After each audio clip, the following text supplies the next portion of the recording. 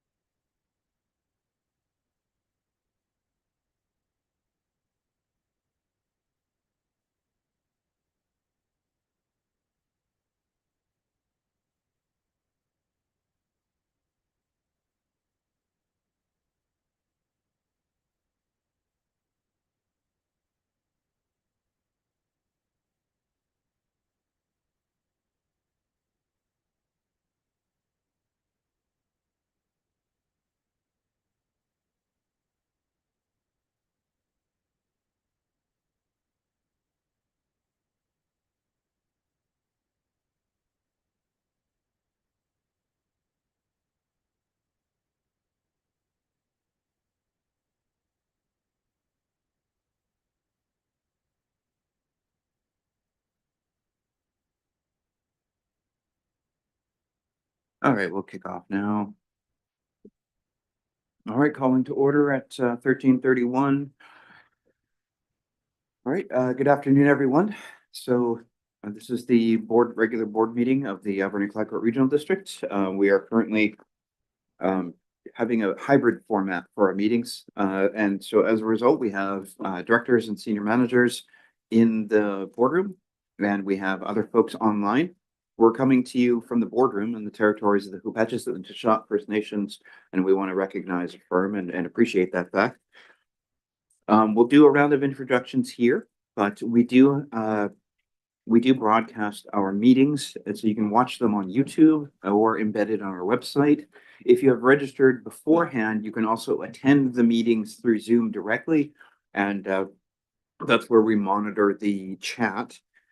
We don't monitor the chat on YouTube, but we do on the Zoom call, as well as we monitor an email address, responses@acrd.bc.ca, and that would be the way in which you might want to send a question for reading out at question period. A question at question period, please. So with that in mind, we'll do a round of introductions, and we'll start with Heather, if that's okay. Good afternoon, everyone. Heather Zenner, Manager of Administrative Services.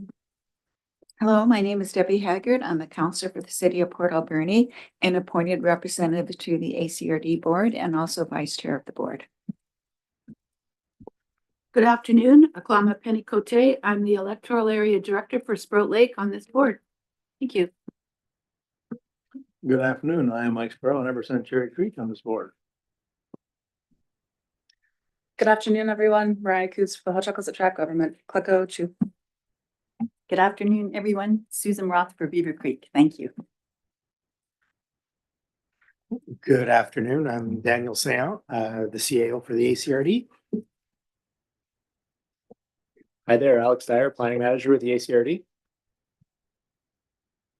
And Jenny Brunn, General Manager of Community Services. And Oklahoma Sayachat, my name is John Jack. I'm the representative for Hawaiian and the chairperson, and we'll go online. We'll start, as is tradition, with Dr. Siga. Please go ahead. Thank you very much. Veda Siga, Director for Area C Long Beach. And Bob, please go ahead. Good afternoon, Bob Beckett, representing Banfield Area A. And Tom. Yes, good afternoon. Tom Steer, appointed director with the District of Tofino. Thanks. And Marilyn. Good afternoon, Marilyn McEwen, Mayor of Ucluelet. Great. And Fred. Fred Boyko, Electoral Area Director for Beaufort. Thank you. And Shari. Shari Minions, Mayor for the City of Port Alberni. Thank you. And Lavanna. Lavanna Mastrangelo, Director from Ucluelet First Nation. Thanks. Thank you. I would note that we have two of you online. Lavanna, is your phone connected as well? Okay, thanks.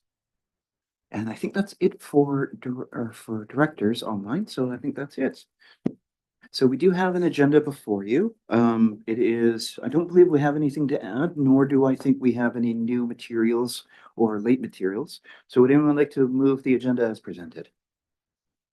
Thank you, Director Roth, seconded by Director Sparrow. Any further comment? Seeing none, all those in favor? Motion carried. Thank you. Does anyone have any declarations? So this is for conflicts of interest, apparent conflicts of interest, or gifts exceeding $250 of value.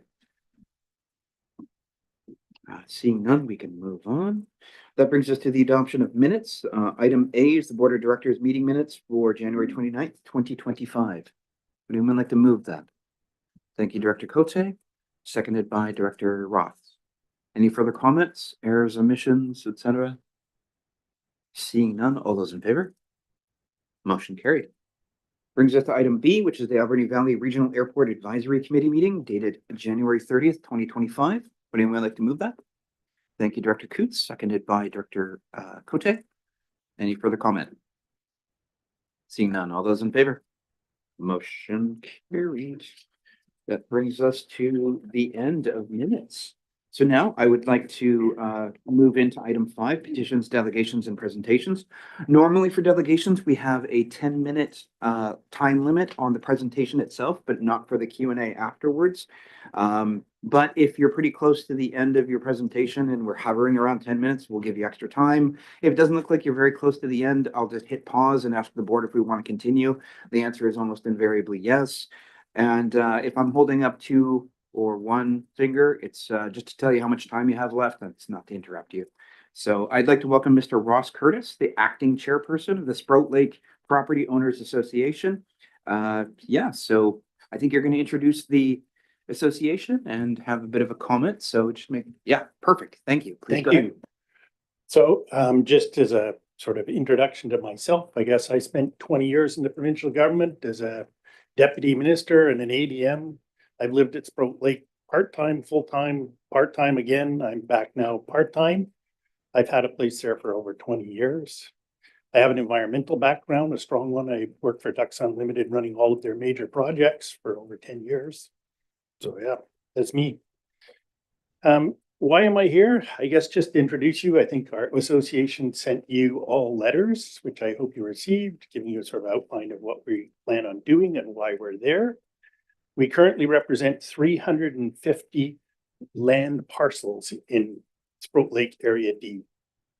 Our goal is to achieve 600 parcel representation. We are here to provide a forum for owners and for residents to discuss significant issues and to come to collaborative positions and to present them to governments. We are supportive of our volunteer fire department. We're supportive of First Nations. We're supportive of UNDRIP. We're supportive of other associations inside Area D. Other than that, I think I'm here mainly to answer questions from you guys as to why we're here and what you think is going on or why we're in existence. So, yeah. All right, Director Boyko, please go ahead. Thank you. Thanks for coming to present. I think we all had a chance to read your letter, but just in your own words, how are you different than the current association that's out there? And is the current association not listening to the current thoughts and questions the members have? Just to explain that a bit more. Thank you. Okay, first, the current association does not represent Area D. It represents a small area that contributes to the funding of the hall and the land. The other major reason is that in the beginning, there were 2 associations. There was a ratepayers association and a community association. Many people who were on the ratepayers association participated in forming this group. And their view was that we should have a separate community association that can deal with happy things where people can play games together and have meetings together. And there should be another group to deal specifically with big issues. The reason is that we need a collaborative approach to deal with this, which means people get to have their voice and their thoughts and their feelings expressed, and that we address those feelings at the end if we can't meet their objectives. You can't have everybody agreeing on everything all the time, but it's important to go back and have those people whose voices were there and had feelings and whatever addressed. So I think the other thing is the constitution of the current Sprout Lake Community Association has changed over the years. In its current form, it only allows them to manage the hall and the surrounding area. And currently there was a little clause added to allow them to undertake sort of environmental stewardship issues. Yeah, I think I've answered your question, but maybe not. Well, I think that's a good start. I'm sure the other directors will have some questions as well. Sure. Thanks. Director Roth, go ahead. Thank you. I'm curious, what would be like some of the issues, maybe top issues that you have right now? Or So I think the thing that started this was the ACRD held a workshop type open house in the hall to discuss bylaws. And the whole consolidated general bylaw issue was talked about by your staff. And, you know, everybody went through this exercise with yellow stickies wandering around, putting them all up on the wall. But I was at that meeting and I didn't see anybody support general bylaws. No one. There was 100 people at that meeting, probably over 100 people. And then there was another meeting that happened at Open Hall about a month and a half later that was organized by a few people. And they actually phoned me and visited me at the lake and said, hey, would you facilitate this thing? And I said, sure. But it became evident that the people at the lake do not believe that the ACRD is listening to them, or if you are listening to them, then they don't understand why you're making the decisions you're making. And I think that's why the group formed. And it became very evident throughout sort of the meetings and coffee chats and all the stuff that happened, and massive amounts of email going back and forth and Zoom calls and whatever. We got more Teams calls and stuff than whatever. But the biggest driver of all of this is really we as a province are in an affordability crisis.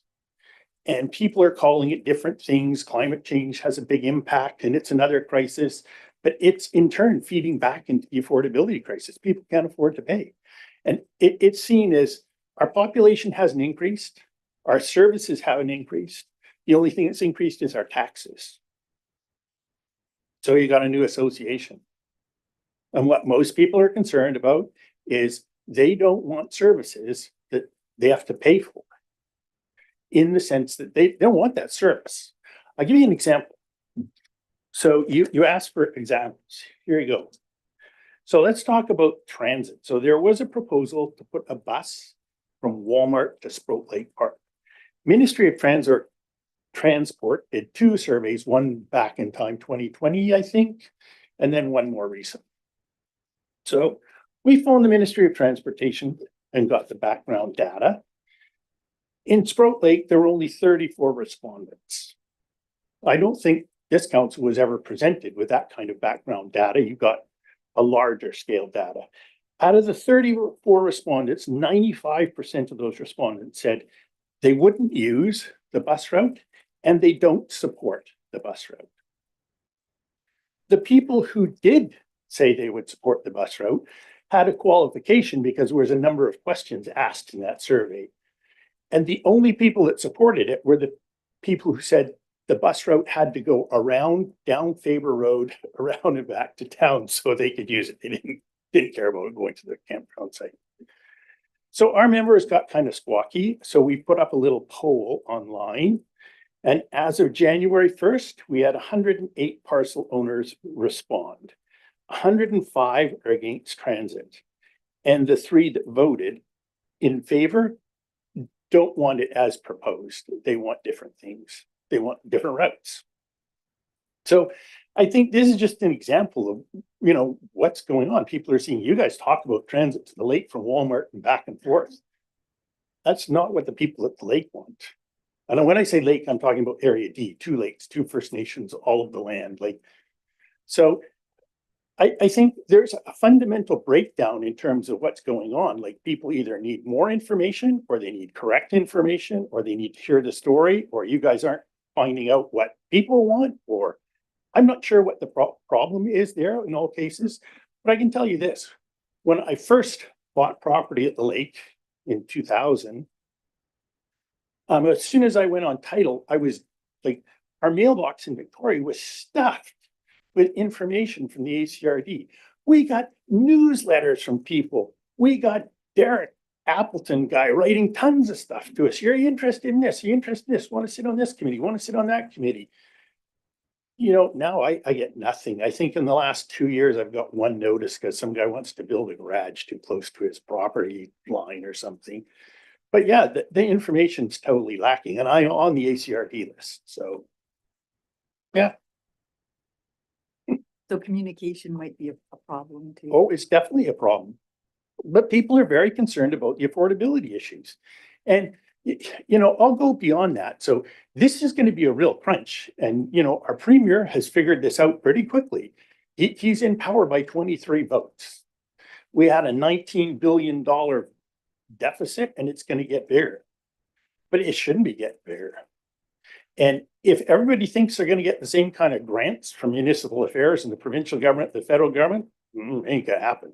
They're going to disappear. But are people going to allow their taxes to go up? No, they're starting to revolt already. The only reason I think that the swimming pool referendum, for example, in Victoria just went through is for one reason. 60% of residents in Victoria rent. Rent is controlled. The guy in front of me in the lineup voting said, I'm voting for this because I rent and I'm not going to have to pay for it. Oh, I'm not, it's whatever. I'm just saying this affordability stuff is starting to get very big and people want to see change. They want to be able to live. Any further comments or questions, Director Cote? Thank you, through the chair. Thank you, Mr. Ross, for coming and speaking to the board. I understand that this is your perception as to what's been going on. I have reached out to the Sprout Lake property owners. In the past, I was emailed some minutes, and I reached back and said, I'd love to discuss the minutes that came out and support you where I could. And I never got any response back. I've never had one email, one phone call from anyone from the group that you're associated with.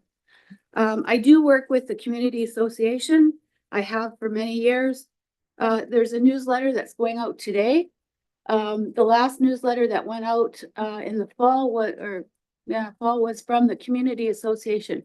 We do a lot of duplication of publications, so whether you got that newsletter or not, I don't know. You have to accept mail coming to your mailbox. That sometimes is a problem for people receiving mail. Just like to say a few responses. The transportation study that was done was presented to the board, and it was very full. We knew all the numbers. I know exactly what you're talking about as far as who supported transit, who doesn't, the reasons why. And if you were at if you followed the regional district at all, you would have seen at the committee of the whole before this meeting today that we went over a whole bunch of the numbers as far as transit goes, what's working, what's not. You might be interested in what we're paying for custom transit in comparison to regular transit. We'll be discussing that further, and I think you'd be very interested. So there's 2,000 residents at Sprout Lake. It's really hard to reach all of those people. I know that you must realize that you can't reach everybody. And a lot of the time, people that do speak up are because they have a beef, or if they're happy, you don't hear from them. That's my experience over the 20 years that I've been in this position. I talk my phone. I'm ready to take phone calls or emails anytime, go for coffee with people anytime. I've supported attending the 2 meetings that the Sprout Lake property owners held. I was actually yelled at the last one, and I don't have to take that kind of abuse from the public. And I just said, I don't have to answer you, and I sat down. I actually was apologized to for those comments. Today I continue. My door is open. I want to work with my community. I want to represent them the way that they want to be represented. I understand I'm not a rich person. Believe me, this job does not pay very well. Unlike provincial appointments or whatever else. I'm not one of those people. I'm a poor taxpayer in my community, and I want to keep the taxes as low as possible.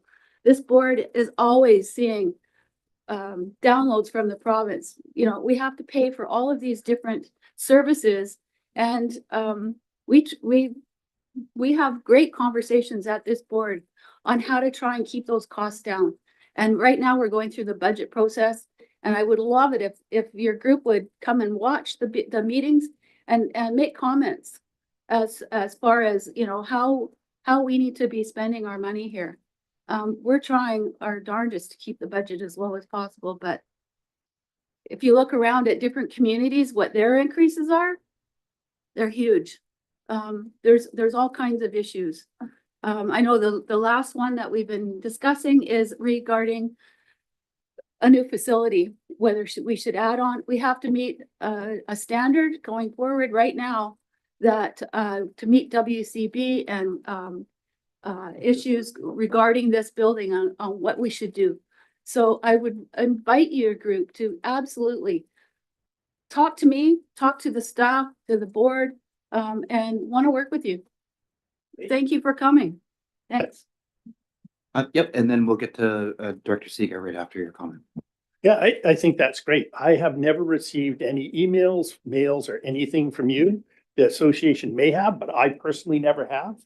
And I will certainly ask and see what's going on there, because we should have, but I'm happy to talk to you at any time. And I'm happy to get people to come and help you on things. And I'm sure our executive will back me fully on that.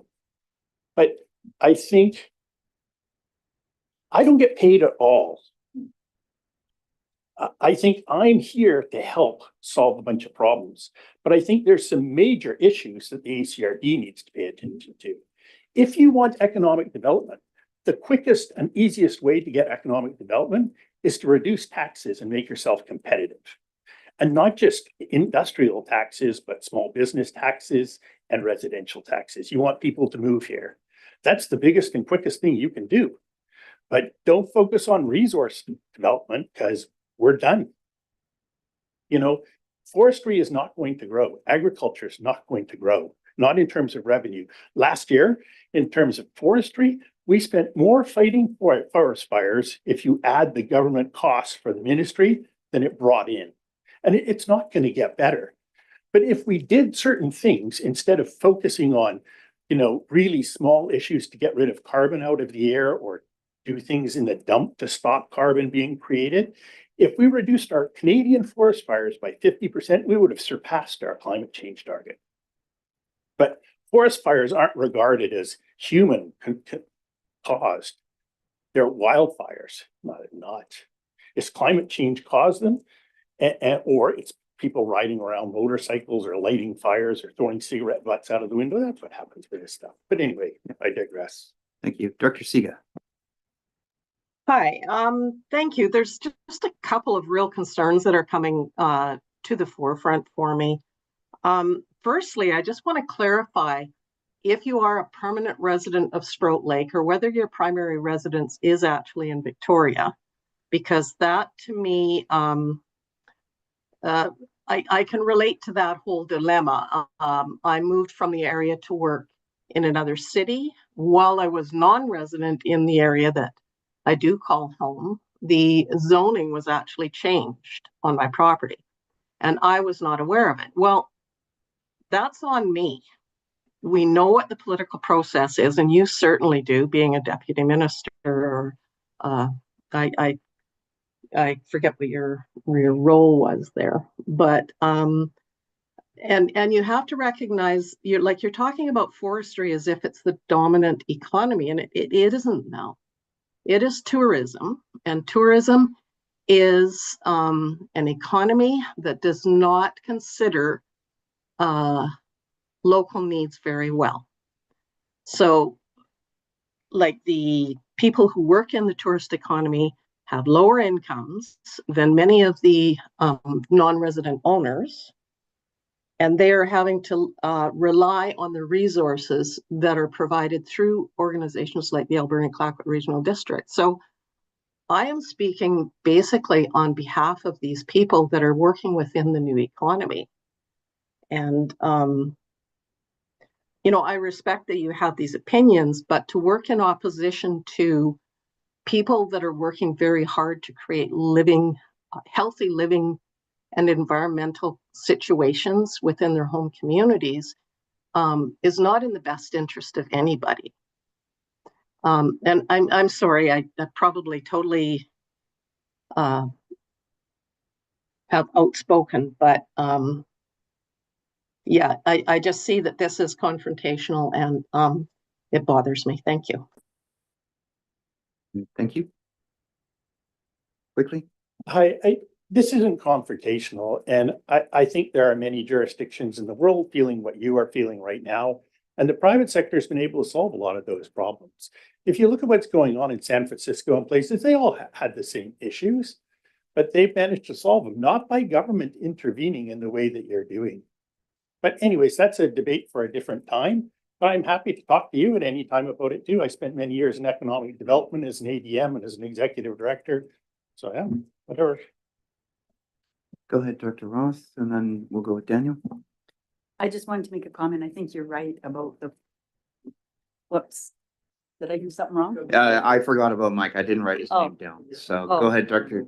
We'll go right to Director Sparrow after your comments. Sorry. Okay, so I do agree the forest industry was the largest and now we're in a really bad position. And then now I think the social services industry is kind of taking place, which is unfortunate. And it is an industry. And I agree with you that affordable taxation, affordable taxes is the key to encourage growth or encourage people to come to this area. So thank you. Apologies, Director Sparrow. Please go ahead. It's all good. I didn't leave the room with nothing. I know you're upset about the taxation issues, and you should really get together and see what you think you can remove, what services you want to cut, because that's one way you can do it, and see how hard it is to cut those services, because it's not a matter of just walking back from a service, depending on how the service is put together, what it wants to do. You could be 2 or 3 years where you can actually remove yourself from a service. And it's not as simple as you think it is, and we are doing our best thing. You said about economic development, and being a regional district, we don't have any way of putting a business license out there. If you want to start something up your house tomorrow, congratulations. I mean, if you want to get cheaper than that, tell me how. Because we have no business licenses and you pretty well have the right to do it unless your neighbors complain. So I know you think your taxes are high, but tell me where you think the tax is lower with your representative later on, and then see if that's affordable. But you might find that it's not as easy as you think it is. And we're all struggling to try and do what we can just to make sure that we stay within parameters where people can live with. So thank you. Sure, I think there's probably lots of ways you can reduce taxes, and I'm fully aware of how many years it takes to do things and reduce them. But I think the big key is for the regional district and for other governments, the province and the federal government too, is not to try and do what the private sector should be doing. So yeah, that's where you end up spending your money. And you also need to pay attention to, is this something that we need to do, or is it something that everybody wants to do? Because when you look at things like bylaw development and problems, even in municipalities or at the lake, what's the driver for them? It's usually, and Alex, you can confirm this, it's usually somebody complaining. And the more people complain, the more you get a response. And the more you get a response, the quicker somebody goes to Alex and says, right, solve this. That's the way this system has been designed. But we can still work around to change things because, as Penny said, a lot of the people that are quiet and happy, they don't really want any of that stuff. So it's a reactive thing. But there's ways of solving all of this stuff. It's not that difficult. I pay more in property tax here than I do in Victoria. I have about a 3,500 square foot house in downtown Victoria on a lot. It's not a jazzy house, it's just a normal house. Here I have a 1,200 square foot house on 3/4 an acre at the lake, which I bought 20 years ago. But I actually pay more up here for taxes between the municipality and the regional district than I do down there. And I get all kinds of services down there. I don't know what services I get here, because I don't see that I get any. I've never applied for a building permit. I mean, when it's there, but anyways, whatever. Yeah, thank you. So I think I had a couple questions, but I think we'll go to Daniel first and then we'll go from there. And maybe this was your predecessor, but just to echo what Director Cody said, the issues that you're raising did go through staff. I know there were responses and did end up as an email to me, which I responded to over a year ago, asking for clarity and asking if we can get more information to further discuss, and I got no response. And so it's just in terms of making sure that we hear both sides of the story, completely hear that there's issues to be discussed, there's education to be shared and joint solutions to be found, but this isn't a one-way story. And I just want to flag that from the top of the staff organization, I also got no response with my call for clarity and for an opportunity to improve on whatever it is that we could have done better. So I think just to point out, Mr. Curtis is the acting chair, so he may still be trying to catch up on all of the correspondence that's happened. I don't know what the apparatus looks like in regards to that. So with that though, it sounds like you have an executive, you have are there email addresses and like contact points? Do you have like a website or a Facebook page, just so that people can look that up and see what's going on? Sure, we're a duly registered society in the province of British Columbia. I'm happy to provide you with the names and phone numbers of our directors. We have a website up online. There's contact information there. Again, I haven't seen many correspondence from you, but yeah, I'm sure it's probably there. I don't know where it is. Where I'm only in an acting or interim position because we haven't had our first annual general meeting yet, but we will be having one, and a slate of directors or whatever will be elected. So yeah. Okay, are you looking for members for your society for the AGM? Yes. Okay, you got to have it by March something, so. Oh, we've got, Yeah. yeah. Well, no, we don't have to have it by March, but we have to have it this year. So Okay. yeah. Oh, no, sorry, I'm Yeah. talking about a corporation, not a Okay, yeah. society. So with that in mind, then, my suggestion to you would be for someone to get your association on Facebook so that people can more easily look it up. Web pages aren't always the best. We find that to be the case with the ACRD. You said you had 350 parcels. How many actual people are represented there, like owners? I can't answer that question today, and there's a reason why we went by the parcel owner address, setting up our membership. And I guess what we hadn't contemplated was some people have a house with a suite in it. So there's two families with the same address and things like that.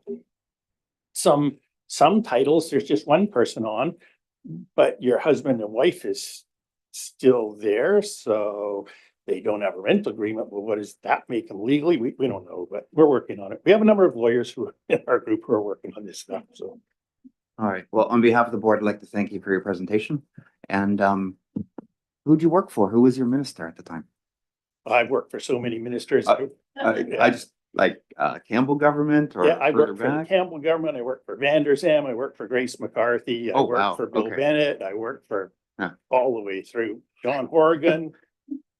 I worked on the Nisga'a agreement. I negotiated the agreement with Treaty 8 First Nations. I Yeah. set up the Oil and Gas Commission. I did economic development, worked with the overseas offices, worked on the free trade agreement with the United States, general agreement on tariff trade. Your name was familiar, but I wasn't sure. So, Hey, yeah. thank you. I I have met a you good, before, but anyway. thank you for coming. Alrighty, so that brings us to correspondence for action.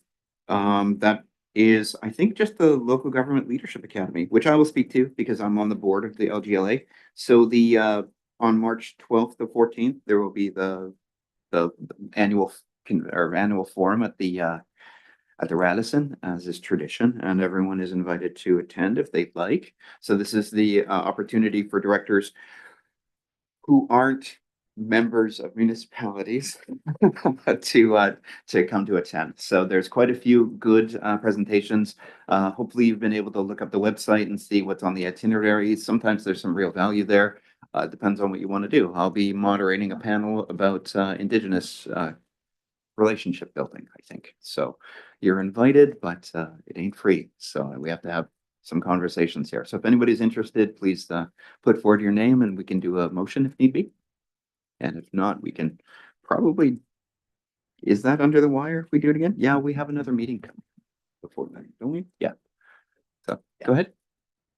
More of a point of clarity than, I'd like to go, but on the 12th March, we have all day meetings here. You do.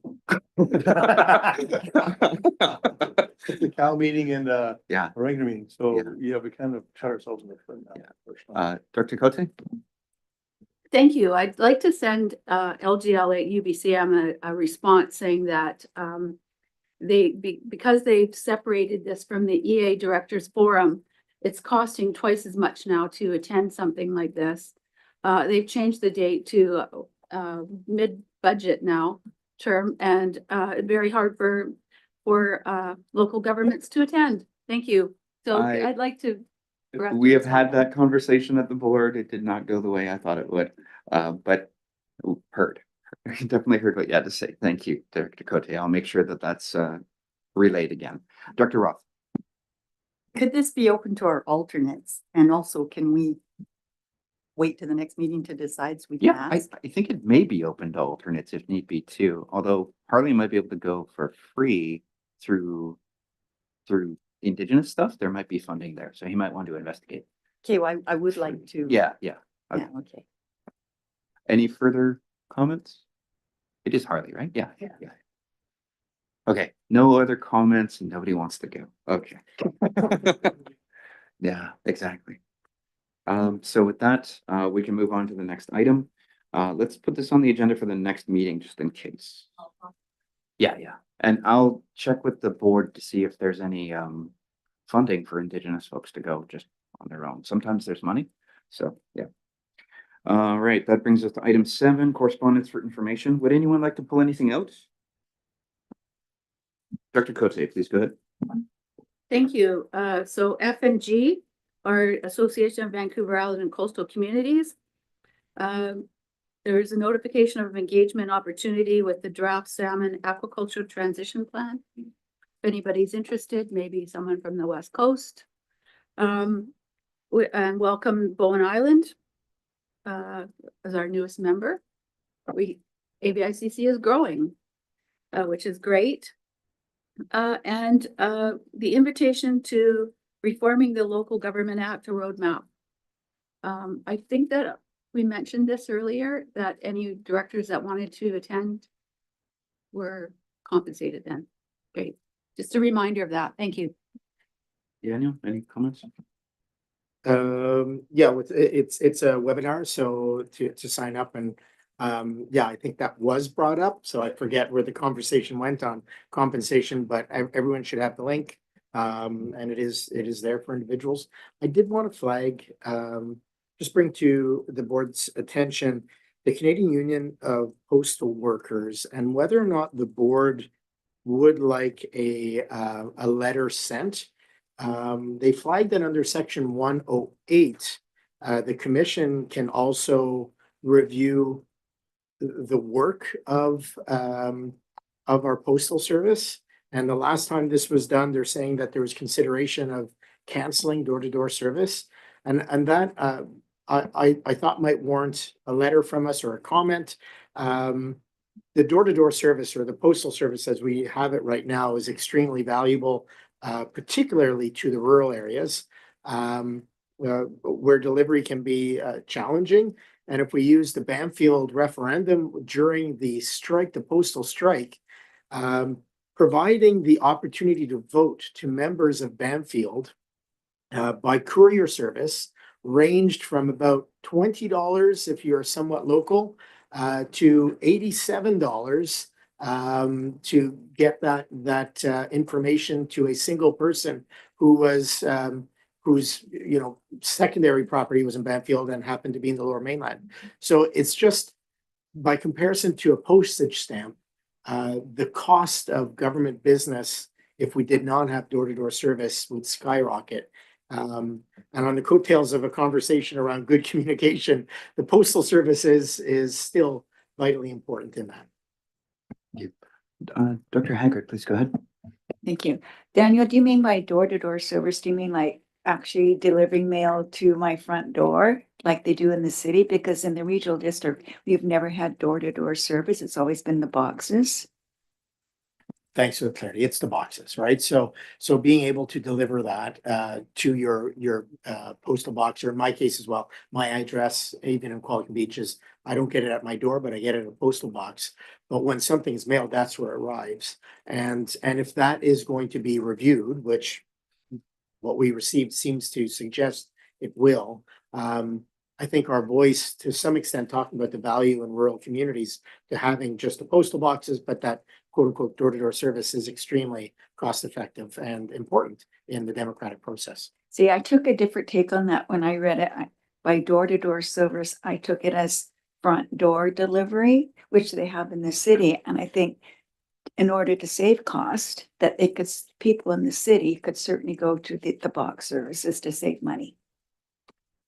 That would make sense. I think it's just called, it's all falls under the same program and it's door to door. That's the problem, I think. Director Roth? So could I move what Daniel said?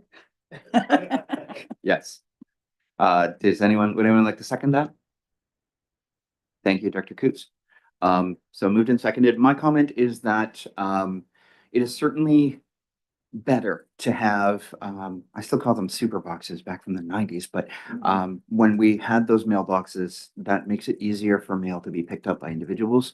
In the Hawaiian experience, all the mail comes to our administrative office. And in the event that the office is closed for some reason, people can't get their mail, which means sometimes people can't get their checks or whatever. And so it's really important to maintain that kind of unbroken chain, but also that passive ability to go pick it up when you can, because that matters for parents and people who work shifts and all that kind of stuff too. So I think it's important that we move forward with this and maybe even advocate at some point in the future if need be. But I think this is a good start. So kudos. Any further comments, Dr. Sparrow? Thank you. When I read it the same way as Director Hager read it in the back. And it does say here, the active engagement of municipalities is critical to the decision to maintain door-to-door delivery and immediately stop the further rollout of community mailboxes. However, there's nothing to stop the commission from making recommendations to bring that back or suggest a cutback. So I assume by reading this, it's what she says, like in the cities, it was door-to-door, whereas we're rural and I've never had mail brought to my door. Unless it's misaddressed my neighbor's house, they brought it over personally. So, unless your different interpretation is different than that, I don't understand. I do think they overlap. I think there's a confusion in how it's being presented, but that's why the box thing was mentioned the way it was. So we should confirm that though. Well, and I think this is my point, is clarifying exactly how the service is valuable to us and maintaining that. So what we don't know exactly is what the outcome is going to be. When they review, we are provided with examples in the past. It's a good example, but I think voicing the value that the service has in terms of our processes, in terms of our engagement with community in the rural area is really important. And whether that be quote door to door or whether that be through the PO boxes, at the end of the day, what's important is the maintenance of that cost effective service to delivery of information in the democratic process. And that if they were going to do something that is drastically different or look to privatize arms or look to whatever it is, we would hope that they have a much larger outreach process than simply going ahead by the end of March. Let's be clear on our terms. So the neighborhood boxes are different than PO boxes, which are different than door-to-door delivery, Yes. but they may fall under the same program, which is what is the point of confusion and potentially ire, depending on how it works. So I will craft the letter to make sure that it talks to what it is we want to maintain, and then they can interpret that through whatever their Byzantine processes are. I think that's probably the way to do it. Plus, it's the union that's asking for this stuff too, so they'll understand what they mean, what we mean, I think. With that in mind, any further comments on this motion for the letter or the response? Seeing none, all those in favor? All opposed? Okay, motion carried. Okay, with that, are there any other items that people would like to pull out? And if not, we can have a motion to receive the correspondence for information.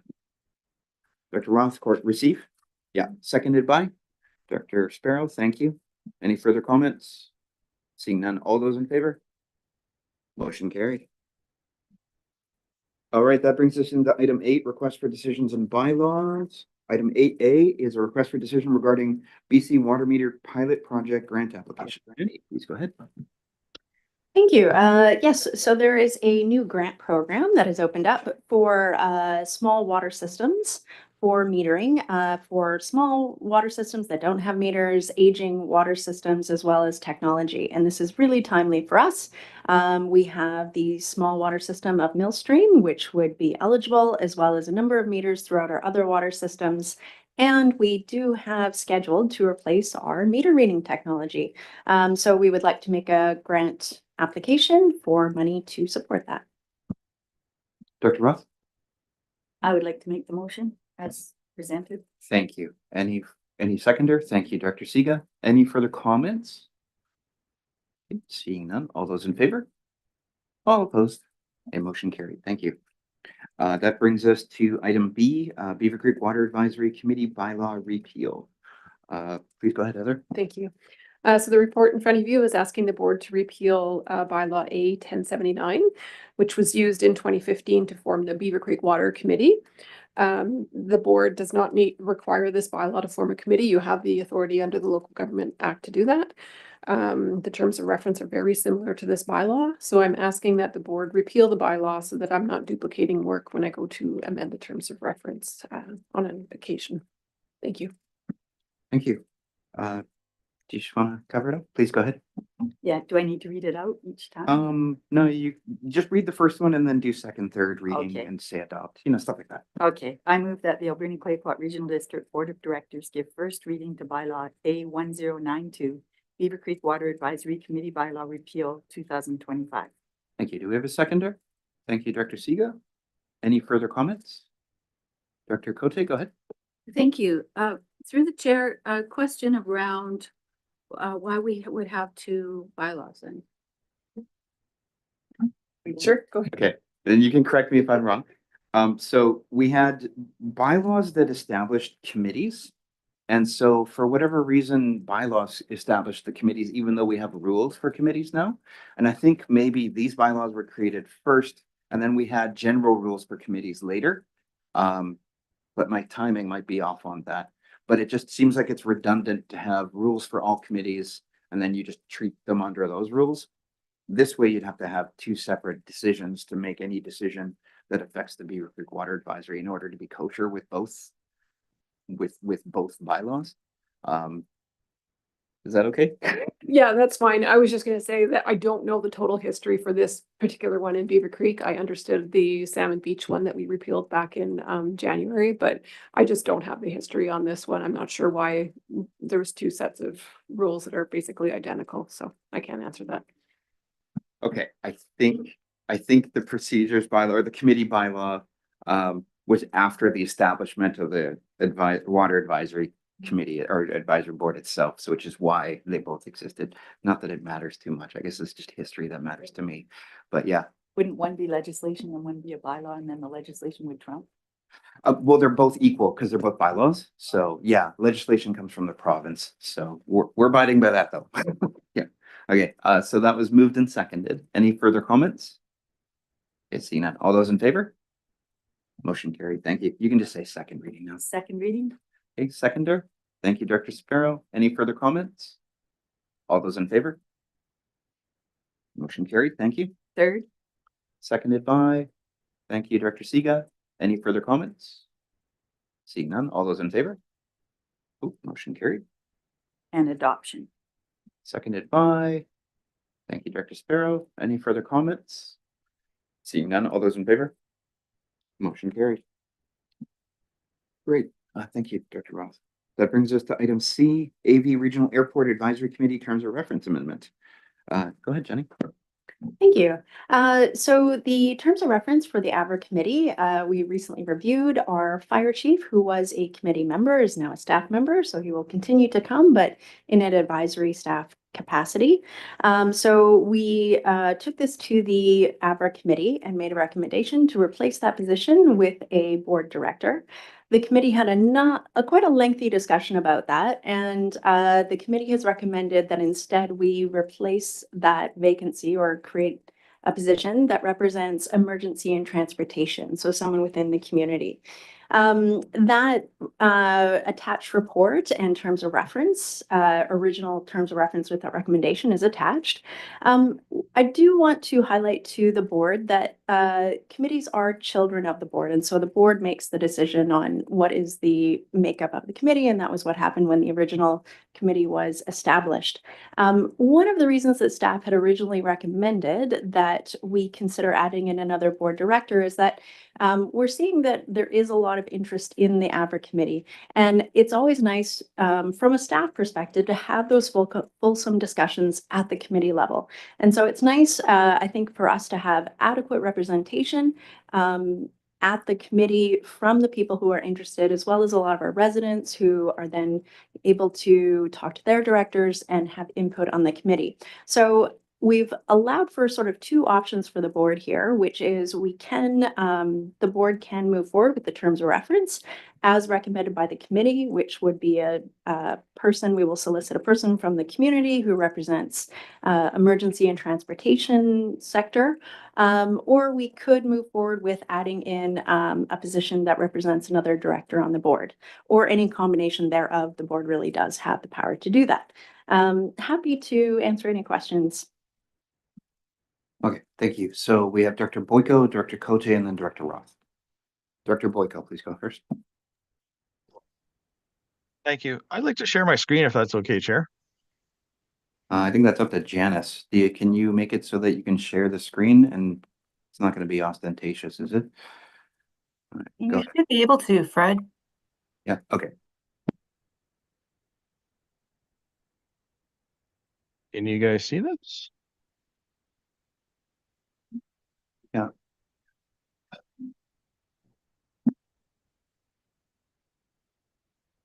All right. So there was an AVRA committee meeting last week, and there's some current concerns that were said there that are directly relevant to our conversation here. So there's a quote from the chair of the committee just after this item was discussed that this is a direct quote off the YouTube website. There's a message being spread around the community that the airport is costing us money and taxpayers. That is not correct. The airport actually pays for itself. So we just need to get out that message properly if that's the case. This is a graph of the expenses at the airport in 2024, right? So you got labor, fuel operations, capital fund contributions like cutting down trees and instrument landing, and then our debt repayment. Our revenue, okay, so you have some grants down here, you have sale of services, and you got leases. And you got this big number right here. So every year we are putting in this year $620,000 as taxpayers in the Alberta Valley for the airport. In the strategic plan in 2021, citizen tax concern down here was listed as a threat to the success of this airport. So the current committee chair is spreading information to the public that is not true. The revenue generated at the airport does not cover the costs. Taxpayers are kicking in between $640,000, $620,000 per year to keep this thing going. The current committee is ignoring the pleas of the taxpayers to be honest about the finances of the airport. These graphs show the board and public can see the actual truth. In the spirit of openness, transparency, and accountability, this needs to be done. Dismissing the questions of the public erodes the trust in the HRD committees and this board itself. We cannot keep gaslighting our citizens that this is not true. So, carrying on, we need to have different representation in this committee, and we need to have someone that can dig into this and be honest and truthful to the community about what this thing costs. That's just what I want to show you. Thank you. I'll stop sharing my screen. All right, thank you. In the future, we should be cognizant of the fact that when we use presentations as members of the board, they technically count as material and should be sent earlier. So next time we have this kind of thing put forward, let's just make sure they get sent out by email to Janice or Heather, probably on the Friday, but that's fine. We only had like 1 or 2 slides. I probably would have had an issue if it was like the full presentation, but that's fine. So with that in mind, next up is Director Cote and then Director Roth. Thank you. The minutes earlier from the regional airport, I am the vice chair, not Shelley Crest. And for that budget comment that the taxation is taxation neutral is because the capital is the taxation that Director Boyko is talking about, but the operational budget, I believe, is not costing us taxation. So that's my understanding as to the differences of the taxes. The recommendation that comes forward was discussed at the committee level, where there was comments about how adding another regional director to replace the fire chief from Sprout Lake, who is no longer a voting member, but is now a staff member. So we're not really down any members, but we are down one voting member.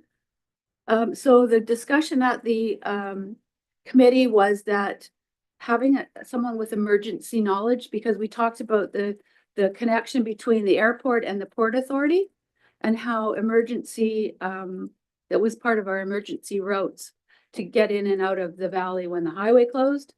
And we thought that there would be value of having someone with expertise in emergency operations. That's why that was a recommendation that actually came from the committee. If this board wishes to put another director on, I would actually like to nominate Director Sparrow, because he has emergency background and may be able to help in that area, and that would sort of cover off two separate goals, I guess. If the staff would like to see another director on board, and the committee would actually like to see someone with emergency experience, so I would like to make that motion. Thank you. I'd like to make the motion then that I nominate Director Sparrow as the alternate, or the person, area director for the ABRA. Yeah, so say that again. So we need to amend the terms of reference first. But I just did want to mention, Director Cote, you mentioned that you are the vice chair of the ABRA committee. We conducted elections at the January 30th ABRA meeting, and Shelley Crest was voted as vice chair.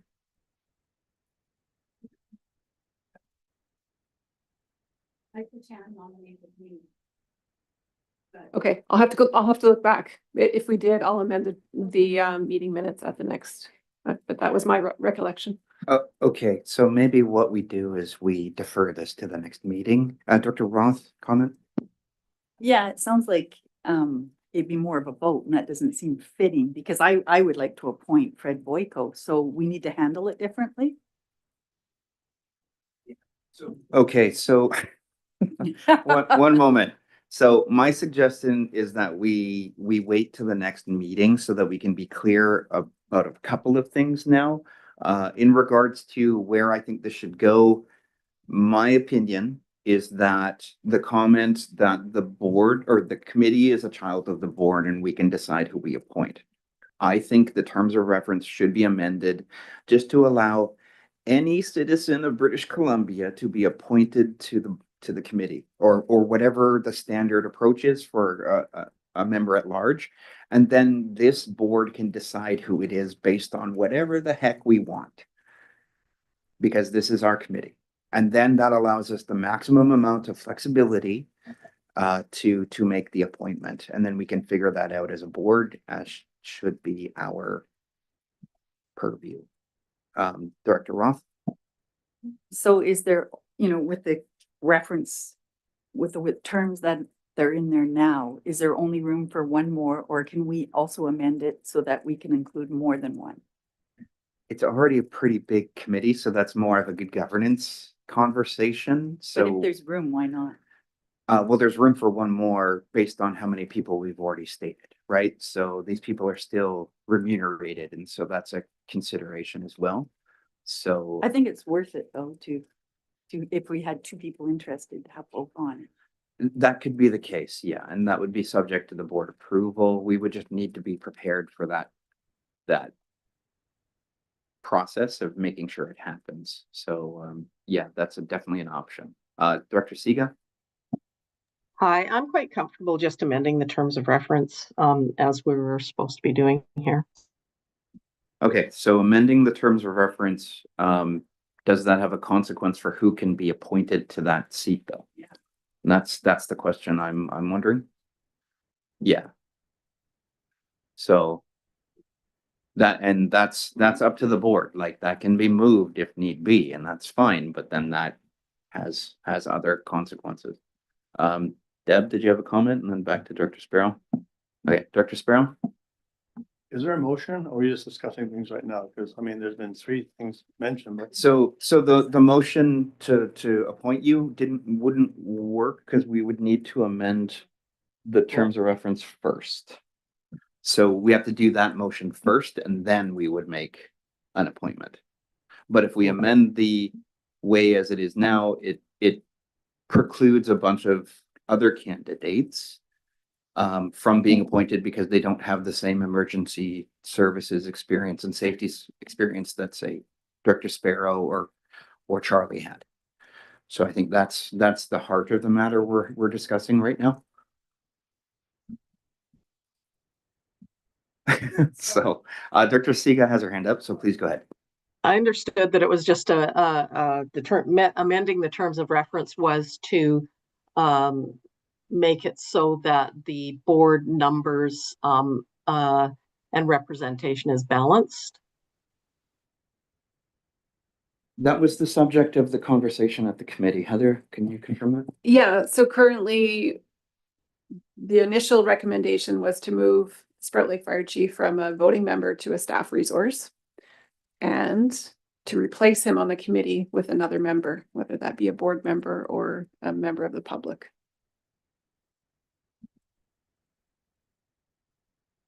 So it's in the material. I just can't remember off the top of my head because I don't have my computer on.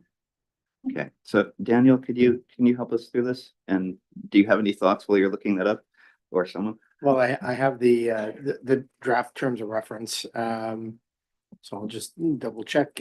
So the membership is one member of Tishat Nation, one member of Hukachesit, one member of the Alberni Valley Chamber of Commerce, one member nominated from the Port Authority, two members at large from the business community in the Alberni Valley, one member at large representing Sprout Lake, one ACRD director from the city of Port Alberni, nominated by the city of Port Alberni, one ACRD director from the Alberni Valley electoral areas, Beaufort, Sprout Lake, Beaver Creek, or Cherry Creek, one director from Uchucklesett tribe government, one member of Avra's anchor tenant, being in this case Colson's, and one member representing the transportation and emergency industry is what's being proposed by the committee. And the alternate to that was being proposed by staff was to not have the one member representing transportation and emergency, but rather have another member of another director from the Alberni Valley. Or another director from the Alberni Valley. Yeah, so there's two options. The one option is, as I read, which would have new item K, which is a member representing transportation and emergency. The alternate one that's in there as well is to not have K, but instead have two ACRD directors from the Alberni Valley representing Beaufort, Sprout Lake, Beaver Creek, or Cherry Creek. Okay. So Director Boyko, go ahead, and then I have a comment after you. I'll just make a motion to change it so that there is two board of directors on there. Thank you. From the Alberni Valley? Two board of directors from the Alberni Claycroft Regional District because it is an Alberni Claycroft Regional District aerodrome. Thank you. All right, seconded by Director Roth. Any further comments? All those in favor? I'm not sure. All opposed? Okay, motion carried. So that would just amend the line item, I guess, that Director Cote was under, so just move it from 1 to 2. Okay. Go ahead, Director Cote. Thank you. Then I would nominate Director Sparrow as that second. I think you can now that we've amended it. Yeah, yeah, because it had to happen. Yeah, well, we can do that after, yeah. Okay, seconded by Director Haggard. So now this is a motion to appoint that individual. So if you move that, then the decision has been made. So, yeah, Director Roth, yeah, Point of order, yeah, it doesn't sound right. Then that would be holding, if you not use the term nominate, then you're holding it like an election, right? And it doesn't sound right, like maybe appoint might sound right, but it just doesn't sound like we're handling this right. I think our procedures bylaw doesn't allow for the same kind of nomination process as, say, electing a chair or vice chair. So maybe, yeah. I think it just comes down to the procedural way that it would work is that you would either appoint Director Sparrow or not, and then the floor would be open again for another nomination. But it'd be lowercase n because it's not defined except for selecting chair or vice chair in the procedures bylaw. That's my understanding. Then can I change my wording to appoint? That's what I took it as, but like, I'm fairly certain the only mention of nominate is for chair and vice chair. But what we can do is take some time to verify that and come back to it at the end of section 8 or 9. Just to make sure that we have that answer, but not waste time. The wording in the terms of reference is appointment. Yeah. See, it's procedures bylaw. Okay. So I think that's the way it works procedurally, Director Roth, but we can confirm that and then come back to this item within this agenda, which is my purview. So we're going to come back to it after the next item or when we know we have an answer. Okay, and Daniel will be the one to tell me whether or not we have an answer. With that in mind, we have amended the terms of reference. Let's move on to item D, and then once we know we have an answer, we can do that. Okay, it's all the same day though, I promise. Okay. So with that, we'll move into item, wait, procedurally, do I have to? We should the motion probably then? actually table the motion just for, Okay, I'll move to table the motion. Do I have a seconder? Thank you, Director Coots. Any comments? Seeing none, all those in favor? Okay, motion carried. Okay, we will come back to it though, and it won't be late business. It'll be at the end of this section, hopefully. I don't know who's doing the reading. Okay, next item is item D, request for decision regarding the Strathcona Regional District Natural Resource Committee terms of reference. Ooh, I have opinions on this. Please go ahead, Heather. thank you. So we have Chair Jack on this committee. It's a Strathcona Regional District committee. We also appointed Director Steer as an alternate for this committee at the last meeting. It was noted at that time when I had some discussions with their staff that we hadn't approved the terms of reference, and the Strathcona Regional District is asking us to approve their terms of reference. So I appreciate the work that gets done by this committee because it's different regional districts working together on natural resource economy and concerns that all of our regional districts have north of the Malahat, right? And so with that in mind, I think the work is being done. What I do not appreciate though, other than being members of the committee, is that I wanted Daniel to go to one of the meetings and they said he couldn't go. And I don't know why. And it bothers me because we need like top level attention to this, and that counts administrative. So I'm worried that this wouldn't even let me bring Pat Deacon, which would be natural conversation to have. So I'm okay with the terms of reference, but at the same time, I would like for them to kind of understand that, you know, we're not going to pile in with as many people as possible, but Daniel or or Pat Deacon, if he's available. I would like for them to be able to sit in on the meeting. Eventually, I'd like for somebody from the Chamber of Commerce to sit in, but like that'd be subject to further conversations.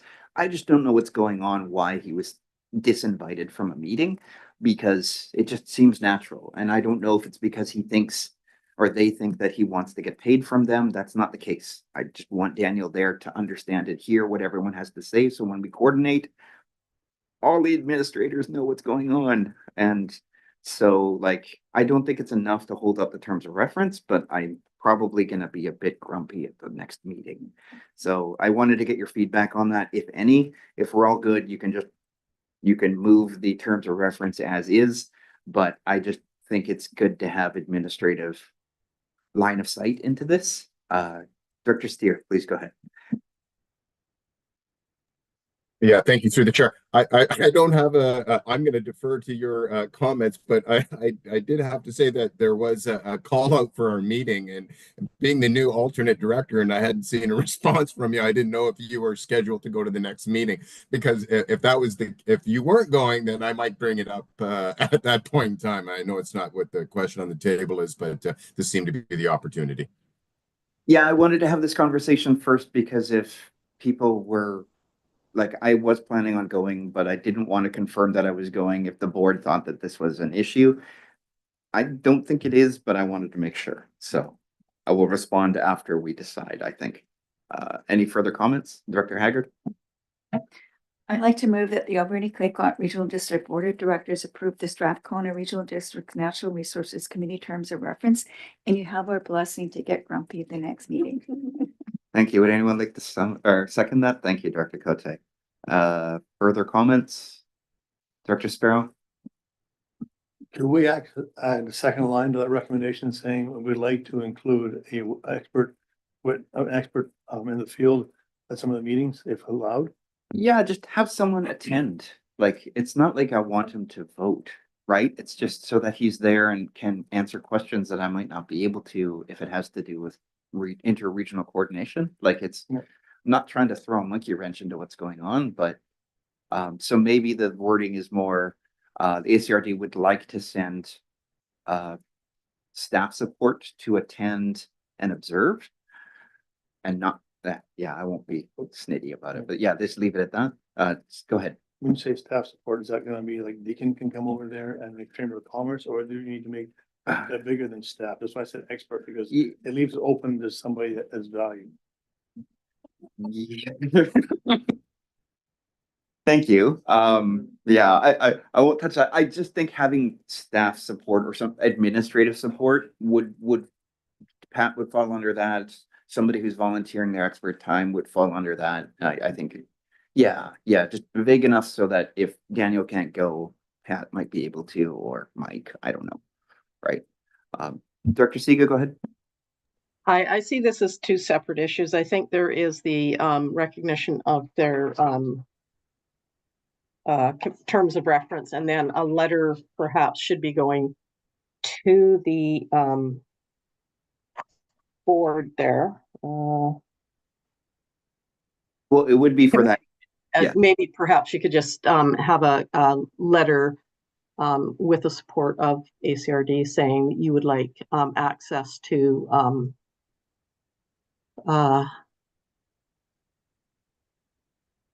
knowledge when you attend these meetings.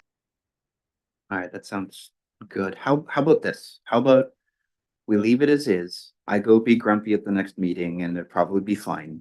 And then I can report back as to whether or not we actually have to have a motion or a letter sent. Because it might just be a misunderstanding at that point, and I don't want to like talk it up too much, right? So we can just vote on the terms of reference. Yeah, just on the terms of reference as it is right now, and then I will bring this message to that body. That sound all right? All right, thank you. But I will bring it up if it becomes a problem. So all in favor of the terms of reference? All opposed? Thank you very much. Motion carried. All right, thank you for indulging me in that. That brings me to item E, emergency communication and public notification plan. Welcome back, Karen. Please go ahead. Thank you and good afternoon. Before you is a recommendation to award the Emergency Communication and Public Notification Plan contract to the Adrian Brown Group. We received 8 submissions for this RFP. The ACRD staff evaluated the proposals based on background experience, qualifications, project understanding, proposal quality, approach schedule, social procurement, references and price. The Adrian Brown Group put forward a very comprehensive proposal with a particularly robust project understanding, schedule, and approach. They were rated highest or tied for highest score across all evaluation criteria, and they were also the lowest price submission. So we would be very pleased to work with Adrian Brown as they had such a wonderfully comprehensive proposal to our RFP, and I'd be happy to answer any questions that you may have. Thank you. Any comments, questions, or motions?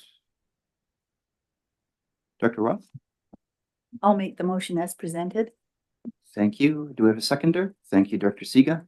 Any further comments? Okay, all those in favor? All opposed? Okay, motion carried. All righty, just checking in with folks. Do we have an answer for that item? Heather? Yeah, what we were doing is correct. So the first motion on the floor would be voted on. And if that fails, then a second motion could be put forward. Okay, so the motion that was tabled is the one that was moving for Director Spiro to be appointed to the AVRA committee, and it was seconded by Director Haggard? Yeah, thank you. So that's what's on the floor. Does anyone have any comments? Dr. Coots? Thank you, Chair. Just a point of clarity. Given what we had, given the previous motion, are we appointing 2 positions today? No, Director Cote has already been appointed. Clicker. Yeah. Hey, Dr. Roth? After this, can I make another motion to amend the committee terms of reference so that we could have 2? You can, but there will be a limit on the amount of attempts we get, because then if it becomes that much of an issue, we'll have to have another discussion about our general approach to that. But yeah, you'd be able to. Yeah. Okay, thank you. Any further comments? Okay, so this is the motion to appoint Director Spiro. Okay, all those in favor? All opposed? Okay, motion carried. Thank you.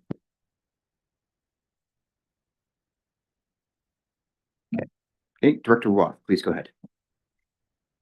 I think that it would be good to have a person with engineering and financial background on the committee as well. So I would like to make the motion that the Alberni-Clayoquot Regional District Board of Directors adopt the amended Alberni Valley Regional Airport Advisory Committee terms of reference with an amendment to include another electoral area director. From just the regional district? So just that Yeah. same line? So Yeah. increase from 2 to 3? Yeah. Okay, is there a seconder?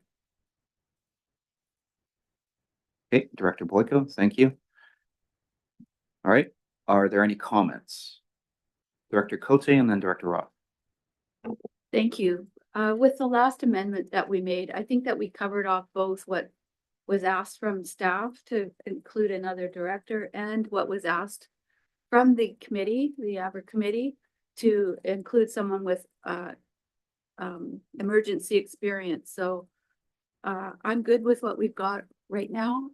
So I'm not really wanting to expand it, because every director that we add costs us more money to pay for them to attend those meetings. Thank you. Okay, thank you for that. Director Roth? Sorry. I don't think it costs much though, does it? What? $25? It counts as another meeting, so whatever that is. Yeah, it's not much. I just think it's worth it to have people that want to be on there, especially if they're elected officials. And the more electoral area directors, the better. Okay. Oh, yeah. Okay, thank you. Any further comments? Oh, please go ahead. Is there a maximum? No, it's all subject to what the board wants, but if we keep doing this, it's just, I would suggest we just come back and have a wider conversation about the terms of reference and AVRA committee as a whole. Because it is quite a controversial area, and I hear lots about it out in the community, so I think that we should have people that, that can hear things out there on the board. Yep. Or on the committee. Yeah, Thank you. and so like how we amend our committee terms of reference, how we make decisions as a board, there's a difference between what's required by law or bylaw or required or suggested by staff as the best practice or what they think is best practice. Ultimately, all these decisions rest on the discretion of the board and how far they want to go or how tight they want to keep it. So I think that's more of a political determination. So I think we're doing it right. But it is my purview to say that I don't want to keep doing this over again today. So if this doesn't work, we're not going to try again, if you know what I mean, right? Like, So, so it's now or never. until a notice of motion is put forward and you want to bring it up again, stuff like that, right? And then we can have a wider discussion, because if that's the case, then there's kind of a wider underlying issue around the AVRA committee that would need to be determined by the board and not like foisted on staff, right? Because I do think there is a wider issue. Okay. So, and that can be fair, but we're running into just like governance best practices and how much time we're going to take. So I have Director Beckett, and then we'll go to Daniel, and then Director Cote. Thank you, Mr. Chair. Certainly, Director Boyko brings up a valid point with respect to what is this costing the taxpayer, and in an ideal situation, just like I referred to the building permits earlier this morning, the closer we can get to cost neutral or profit would be wonderful. And having said that, I have confidence in Director Sparrow that he is acutely aware of the sentiments around the board and should be able to convey and report back to the board his perspective on the workings of the committee and the direction in which we should be looking at it as a board. So those are my comments, and thank you for allowing me to speak. Thank you, Director Beckett. All right, Daniel, and then Director Cote. So I was just going to say to the question of, is there a limit? The limit in terms of addition of elected officials is that you should not, now I'd have to check the legislation, but I'm quite confident in saying that you should not have a quorum of the board at the committee, because if you have that number, then whatever that committee decides would run the potential of trumping a board decision, because you would already have the quorum. And so it's just, we have to be cognizant of those differences. But to the question of, is there a limitation? That's where I would say the limitation would exist, is that if you created a quorum of the board at the committee, you would create conflict at that point. So the numerical limit's set. So the numerical limit, the top end is set. Yeah, so seven would be the limit. There we go. That was clear. Thank you. So the legal limit is 7. Sorry, I didn't have my, because of that's a quorum of the board, so we're not allowed to have more than that. More than. Yeah, so the Sorry, limit more is than 7. or more than 7 directors, or more than 7 meeting part. No, board members appointed to the committee. Oh, okay. Yeah, So there is room. There can be room, but that's at the discretion of the board. That's just the legal limit. Whether or not it's the best practice or what the board actually wants is another thing entirely. Yeah, so that's a different discussion. Okay, thank you. Director Cote. Thank you. I just want to come back to the point that every one of the directors on this board has heard from our constituents about the airport. They weren't happy with the alternate approval process. Nobody's happy with paying money towards the budget. I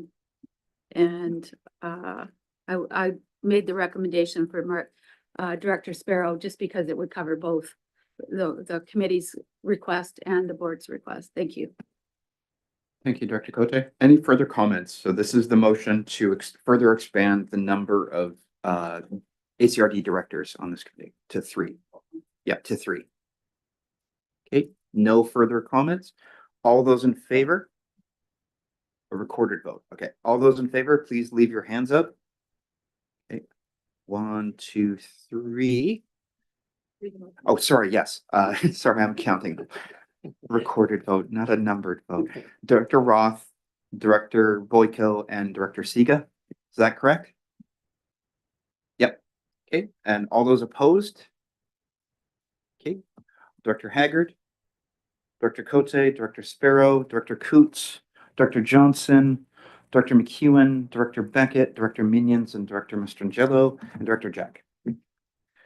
Okay, with that, motion defeated, or yeah, and so that brings us back to the agenda as is, I believe. Heather, please go ahead. I have a point of order. I have to apologize to Director Cote. You were voted as vice chair for the AVRA committee. I apologize. So I would just like, if we could go back to the adoption of the minutes and just note that change. Okay. Yeah. Yeah, the minutes were incorrect and my memory was incorrect as well. So do we want to just move that now? Yeah, if we could, then I could make that correction. Do you want to Yeah. move to amend the minutes of the AVRA committee meeting dated the 30th, I So believe, or moved. 20th? Thank you. Seconded by Director Coots. All those in favor? All opposed? A motion carried. Well, it's a motion to amend. Yeah, because it's already been adopted, but we're amending it. Yeah. I don't think it matters that much, but yeah. We clarified the airport. You are technically correct, which is the best form, correct? And that brings us to planning matters. How are we doing for coffee, bathroom? Let's take 5 minutes. Okay, or back at 1500.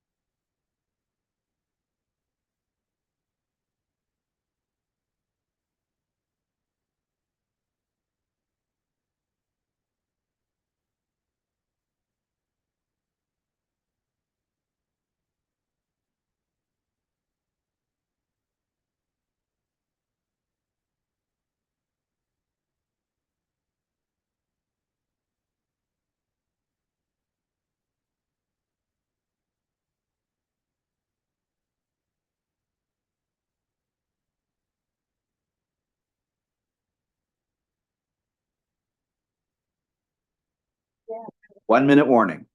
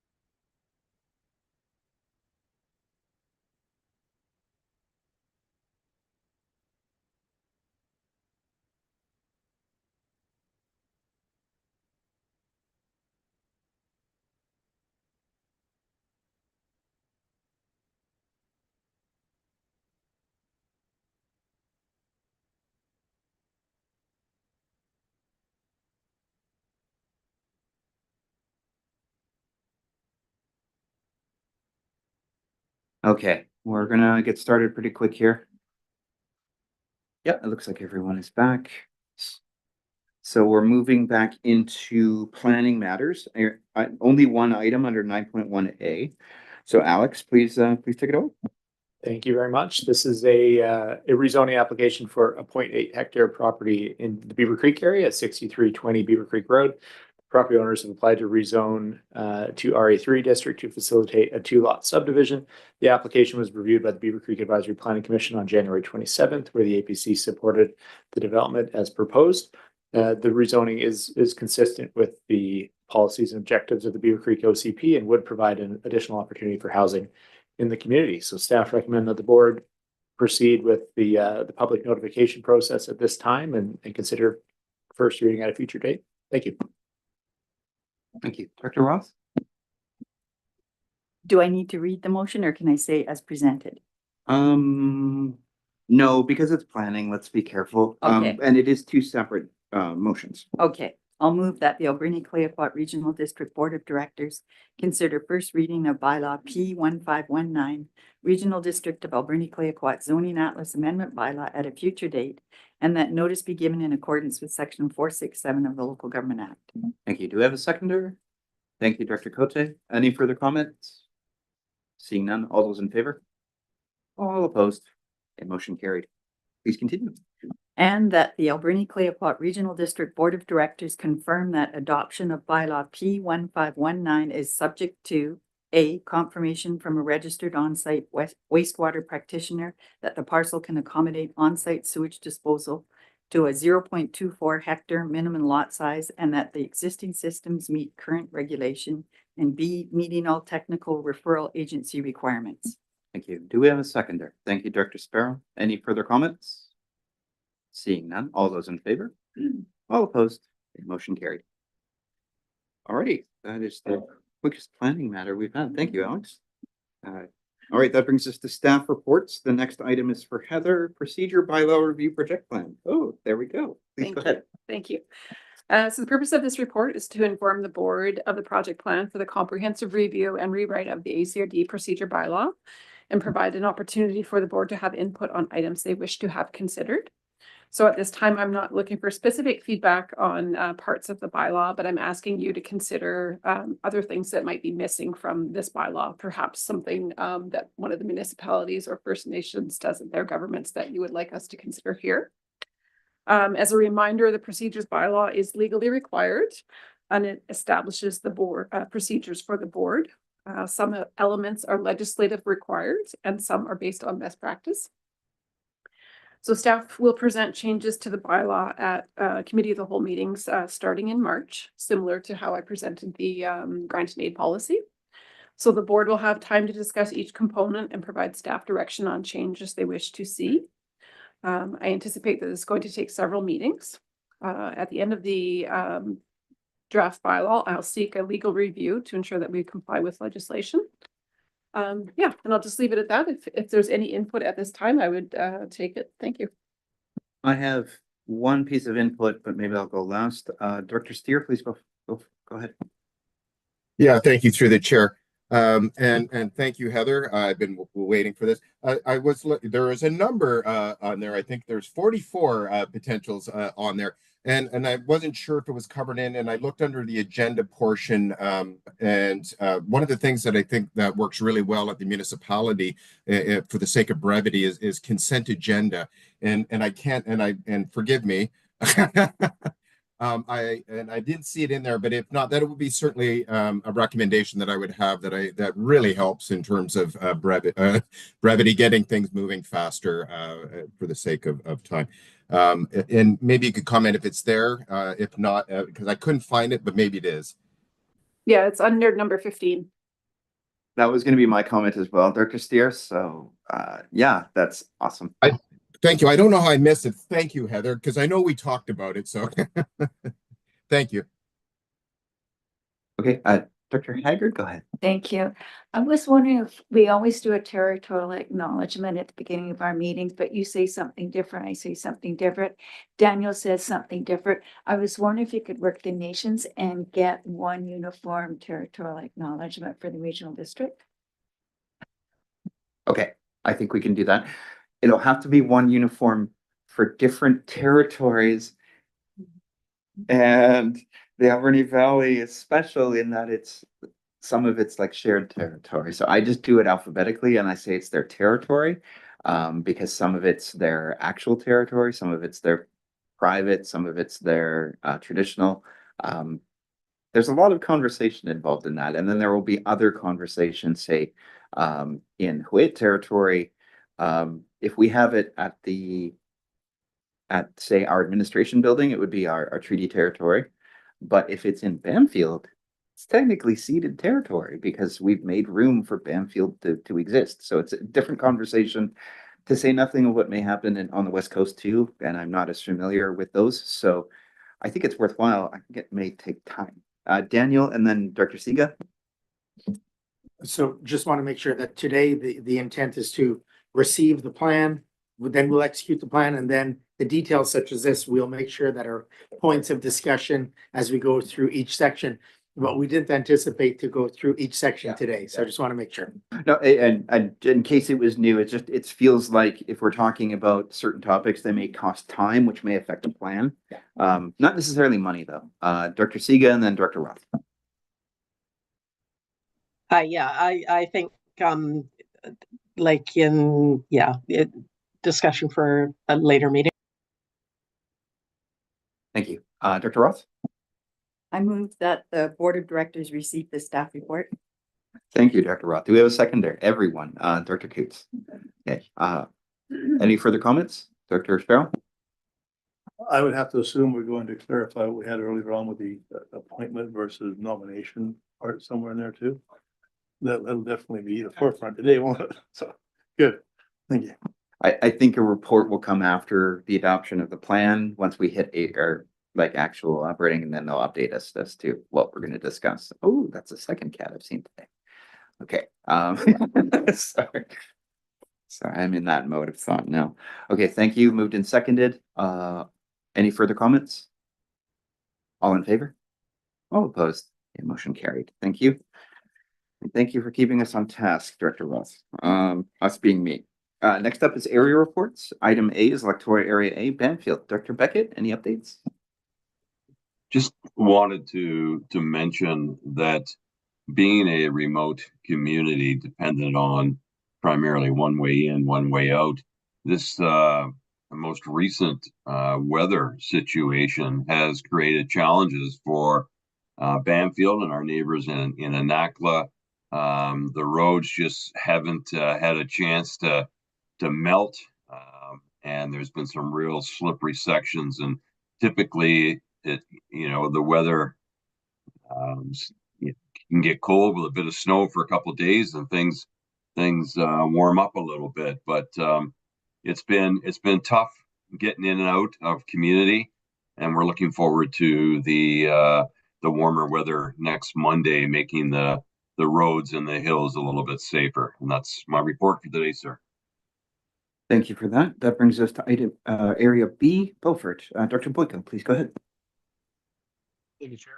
Nothing too crazy going on in Beaufort. Everyone's helping each other out, getting the animals going. The new lambs and calves are starting to be born. We have our town hall coming up on March 2nd at the Beaver Creek Hall at 2 p.m. Everyone's always welcome. And we'll be having a good open discussion about finances and budget and what's going on in the community. Thank you very much. Thank you for that. That brings us to Area C, Long Beach. Dr. Siga. Nothing to report, thank you. All right, Electoral Area D, Sprout Lake, Dr. Cote. Thank you. First off, I'd like to do a shout out to Director Beckett. Safe travels to Ukraine. I saw you on the news hour last night. Thank you so much for doing what you do. You're my hero. News from Sprout Lake. I have a newsletter that thank you to the regional district staff for helping out to get that newsletter out. It is going out today. Should be in the mail, the snail mail, as soon as possible. It'll be communicating out to the Sprout Lake residents that we will be having a community affairs budget and service review on February 24th. Also putting out there that there will be a water test, a community group water test on March the 24th. Also have to make note that the Philippine Martin Mars left on Sunday. And it's gone and it's not returning this time, to the sadness of all of my community. Did have a volunteer appreciation night on Monday night as well, just passed, to say thank you to all the volunteers at Sprout Lake, the people in my APC, my Parks Commission, my community association, the Broom Busters, my fire department, all of the leaders in those on those committees. I really appreciate the people that in Sprout Lake community that actually do step up and communicate and work together for the betterment of my community. Also, there's a mosaic tour, I believe in the Sprout Lake area, for active logging on February 21st that the board is invited to, and staff. So anyone who can attend that, that's great. Thank you very much. Thank you, Director Cote. Next up is Area E, Beaver Creek, Dr. Roth. Thank you. I'm just talking pretty much the same thing that Director Boyko is talking about. We're having a town hall meeting at the Beaver Creek Hall on March 2nd at 2 p.m., which is a Sunday, and we plan to talk about budgets. So that's pretty much all that's going on right now. All right, thank you for that. Next up is Area F, Cherry Creek, Dr. Sparrow. Thank you. On, let's see, Thursday, 27th of this month, there is a Cherry Creek Hall meeting to go through the budget run by the ACRD. So hopefully we'll be there. Starts at 6 o'clock, presentation 6:30. And also at Cherry Creek, the Cherry Creek Water Board, the conversion investigation staff has been put on hold as of January 15th. I'm not sure why. I was hoping they're going to have something the next month or two, but as of right now, everything's put on hold. So that's all I got. Thank you, Dr. Sparrow. Next up is City of Port Alberni, Dr. Minions. Thank you. We are working to complete our budget. I know that we have a regional district staff coming to present at the city, I think next week. So looking forward to that. We, of course, recently have had the appointment of a new councillor, Councillor Tom Verbrugge. So we've been doing a lot of council orientations training and refreshing, just a bit of an update on our strategic directions. So lots underway, but mostly our budget discussions. It has been a very challenging budget year, as I know it has been everywhere with just, state of infrastructure and everything else. Compounding that in the city of Port Alberni, of course, are just concerns about our tax base, and certainly concerns about kind of what will happen with the future of the Sand Group properties and outstanding funds to the city. So lots it's being worked on, and we're trying to really tighten our budget up however we can as a result of those things. And I will pass it over to Councillor Haggard if she has anything to add. Nothing to add, thank you. Nothing to add. All right, thank you very much. Next up is District of Tofino for Dr. Steer. Please go ahead. Yeah, thank you through the chair. I'm going to just echo what Director Minions was saying. We're deep into our budget conversations, and we're really looking forward to the ACRD coming up to our next council meeting on February 25th. Alrighty, that brings us to District of Ucluelet. Dr. McEwen. Yes, thank you. Last night we gave 3 readings to our budget. And of course, we're just waiting for the ACRD tax rate to finalize that. And I look forward to seeing the West Coast Committee here in Ucluelet at our council chambers next Wednesday. Great. That brings us, to me. All right, for Huay's update, I think the only update that I'll state, I have 2, is that we're currently working on our budget as well, but our fiscal year starts April 1, so we're a bit further behind than the ACRD. And then secondly is I'll just echo some of the concerns that Dr. Minion said about just the state of forestry generally. So we don't have an interest in, like a direct interest in the value added aspect of forestry, but as owners of timber on the land and as suppliers of fiber, I think it's important for us to understand that forestry is interconnected, and therefore the success of mills in the Alberni Valley and beyond is very important for forestry to exist on the coast and especially on Vancouver Island.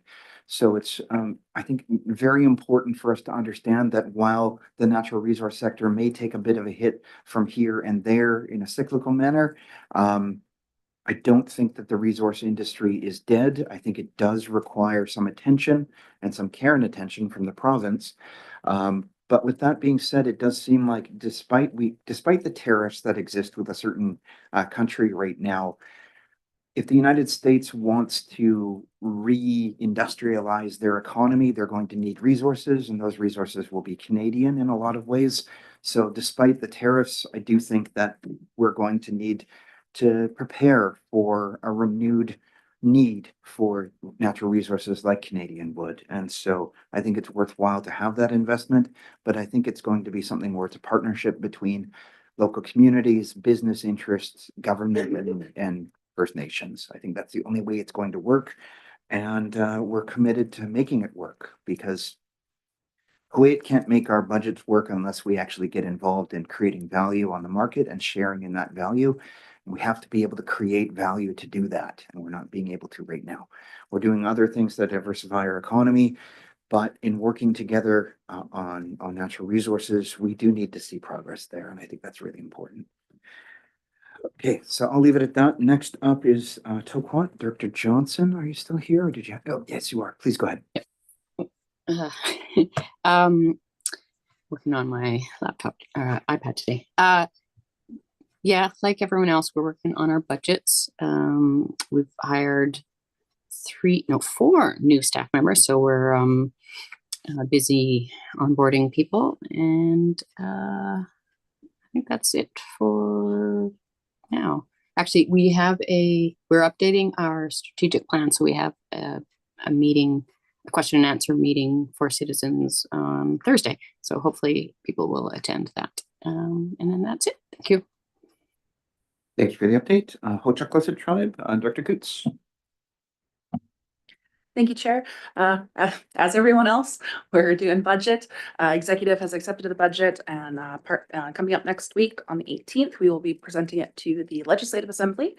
And provided the Legislative Assembly puts it forward as well, during that meeting, we will be picking the date for our People's Assembly to present it to the people. And if it's going to be anything like last year, I surmise somewhere around March 27th. We tend to do it on a weekend. And yeah, I'm excited for what the future's bringing. Claco. Great, thank you for the update. I learn more about other Monmouth Nations governance here as I do in other places. That's awesome.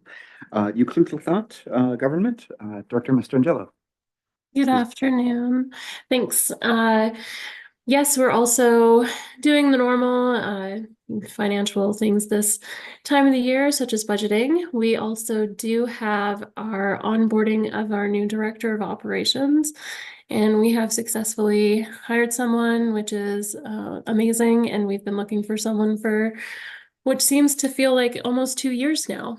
And that's great. So the Director of Operations, Kristen Brown, will be joining us in the next couple weeks. And we also are currently looking for a Director of Education, which is a new department that we've opened in our government. And that is, yeah, we're working on those two things right now internally, and some more things to see in the future once we have our new director of operations onboarded. So that's great right now. Thank you. Thank you for that. Okay, so I think that's it for reports. Could we have a motion to receive the reports? Thank you, Director Coots and Director Roth. Any further comments? I appreciate the updates. They're great. All those in favor? All opposed? Motion carried. Thank you. All right, that brings us to other reports, of which there are none. No unfinished business, no late business. Question period. I do note that we do have one comment, which but we also have a comment from the previous meeting. So Yeah. let's do the previous comment first, and then we'll get to the new comment. Yeah, after last meeting on January 29th, I realized that there was an email received that I missed. So the email was received from Kevin Briggs on January 29th at 3:34 p.m. He says, "Good afternoon. Will all districts and nations be equally responsible financially for the proposed new ACRD office building?" So the answer to my knowledge is that new office buildings would fall under general administration, and as a result, everyone would be participating at least the operations level on that. Whether or not, depends on how you define equal, however, because I don't think it would be fair for Beaufort to pay the same amount as, say, the city or Sport Lake, although Director Cote may have a different opinion on that. But from the perspective of our the way that the apportionment works within the Alberta-Clyde Regional District, it is equal in regards to, it would be general administration, which means everyone must participate. So that means everyone who is a voting member of the board must participate in that project or that service or program, depending on how it's defined. So I don't know if I'm missing anything, though. I think there's the capital. Is that a different take at all? It's all equal in that way. Yeah. So that's the answer as far as I know for that question, but it really depends on your own definition of whether or not that's acceptable based on how equal works in regards to that. But I think that's that. And then we do have a comment, not so much a question from Mr. Lisowski. But if you want to read that out, go ahead. Sure. And I'll just note that there's no email responses received today and there's nobody in the audience. So there's two comments from Mike Lisowski. The first one is, "I believe nominating Director Sparrow to the AVRA committee is a mistake as he continues to be incapable of keeping the residents of Cherry Creek informed of the issues at hand." And the second comment is, "Found it very disrespectful for Director Jack to speak out against the information presented by Director Boyko. These issues at AV or AVRA really need to be addressed. Thank you." Oh. He put Avro, which is pretty cool though, because I like the Avro arrow. So to address the first item about Director Sparrow, the board makes appointments, and whether or not you think it's a mistake is fine. However, it's our decision, and that's fine. I don't know how to respond to that. It doesn't seem to be much of a question. I didn't have a problem with the information that Director Boyko presented. It's just in terms of our procedures, any written materials should be submitted ahead of time so everyone can see them. And the only issue I had was that he should have used the semicolon at the end of his percentages. So or at the beginning of his percentages, because it looked like it was a million instead of, you'll see it when you look. But that was the only thing. It looked accurate to me. So it was just a procedure item. And I wasn't really speaking out against what was being presented because it looks accurate to me. So I think that's that. So thank you for your comments, Mike. It's supposed to be question period. So if you have questions in the future, that would be great. However, editorials should be sent to the paper, or maybe you should talk to Dave Wiwichar. That's usually how it works. You talk through the Fifth Estate, or at least social media. And I think that would be more effective. So I wouldn't want to start a bun fight for no reason. That being said, I think the next step is to move into recess. So would anyone like to move to recess the meeting to go into the hospital district meeting? Thank you, Director Ross, seconded by Director Coots. Any further comments? All those in favor? Motion carried. Okay. Thank you. I'd like to call the regular February 12th, Hospital District Board of Directors meeting to order. First, I'd like to recognize the territories that we are conducting this meeting on the unceded traditional territories of the Hupacheset and Shuswap First Nations. We also have directors calling in from other territories, and I'd like to recognize those nations and express our gratitude and respect to all nations on whose lands we live, work, and play. And just a notice to attendees and delegates, this meeting is being recorded and live streamed to YouTube on the Regional District website. We have an agenda in front of us. Is there any additions from directors? Is there any additions from the corporate officer? Nothing for me, thank you. Good, on a motion to approve the agenda as presented, moved by Director Jack. Second by Director Coots, all in favor. Any opposed, motion carried. Any declarations or conflict of interest? Seeing none, we have Board of Directors meeting minutes from January 15th, 2025. Is there any errors or omissions? Seeing none, can I motion that the minutes of the Alberni-Claycott Regional Hospital District Board of Directors held on January 15th, 2025 be adopted? Moved by Director Sparrow, second by Director Cote, all in favor. Any opposed, motion carried.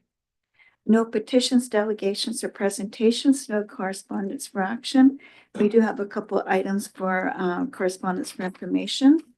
First one is from Island Health regarding Code Hack 2025, celebrate 5 years of healthcare innovation with Island Health. And secondly, nurses go back to school to help beat HPV-related cancers. Does anyone want to pull anything out? Director Cote. Thank you. Just that the code Hack 2025 was dated registration for February 2nd. I'm wondering if information that comes to the board could be sent out when there's a deadline that's before our board meetings. Because, you know, I don't know anybody that would go in there, but somebody here may. Thank you. Oh, thank you for that. I missed that, so thank you. Any other comments? Get a motion that this correspondence be received for information. Moved by Director Sparrow, second by Director Coots, all in favor. Any opposed, motion carried. Next is request for decision. We had a day of strategic planning for the hospital board. We had lots of good feedback and conversations that day. I know there is a motion on the floor to receive it, but I was wondering if I could get just some feedback here from the people who went. A couple of things that I picked up was I think we have to have better communication within the region about what's happening with our within our medical care system and what others are doing. I feel like we're all working in silos. For example, I don't know what's happening with the Plant Hospital in Tofino. And I found out yesterday from a developer that's working on the new clinic in Yakula. I didn't even know it'd been started. So those kinds of things we need better communication on.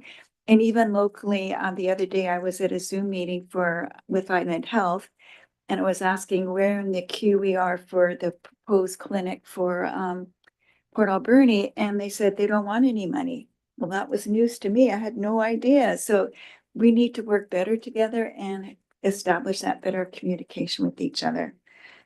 Anybody else want to talk about that day or what they learned or any feedback from that day? Dr. Sparrow? I think you're right. What we're trying to do here is we have all these meetings when we're sort of meeting notes the last 6.5 hours. But if we do it in like a quarterly meeting or wherever that format happens to be, we can get in depth in the discussions you want and dig into it, and then we can move coordinately together as a region. You know, where we get the doctors from, how we can coordinate. That was the idea behind doing this. So that's the end result is we can move forward. So yes. Thank you. Director Cote. Thank you. It was really refreshing to actually have a strategic planning meeting with Island Health. It was great to have Marcy DeWitt as part of and staff as part of the organization and information that came out. and how, as a local officials, we can fit in. It was also, great that I could, bring forward the, Rainbow Gardens West Coast Native Healthcare model on housing. How there's low-cost housing, assisted living and acute care, all in one facility, one campus of care. And how Island Health recognized that, yeah, this isn't a model that is supported in BC, but should be. So identifying areas like that where, you know, things that could be really supported, and us lobbying for and moving forward and saying, you know, we'd like to see this happen, I think is really important. And I hope that we continue doing some strategic planning with Island Health. Thank you. Anyone else? Director Steer. Yeah, thank you. And the report that was submitted with on the agenda here was quite thorough. It with a big takeaway for me, and I think the purpose of the meeting in general was to recognize that the regional district, you know, our regional district health board has a tremendous role to play in the direction, and you know, as it's stated as our role in terms of capital projects. But there's a lot more that we have, and this meeting would really confirm that to me, that we can play a very significant role in the direction of healthcare in our region. Thank you. And Director Steer and I have talked together that this can be a much more active board. Anyone else have? Director Cote? One more thing that I'm just also recognizing in the minutes here, that the New Chalmouth Tribal Council declared a state of emergency for the opioid crisis, and how drugs and mental health are affecting its communities. And being able to share that with First Nations Health and Island Health is important actions moving forward. Thank you. Island Health does have that report. They did a report, so they do have that. We do talk about it. Yeah. Anyone else have any comments? Okay, there is a motion in the agenda. Would anybody like to make that motion? Director Jack?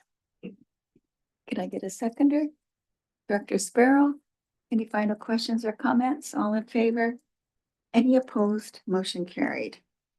And we have a request for decision, annual budget for years 2025 to 2029.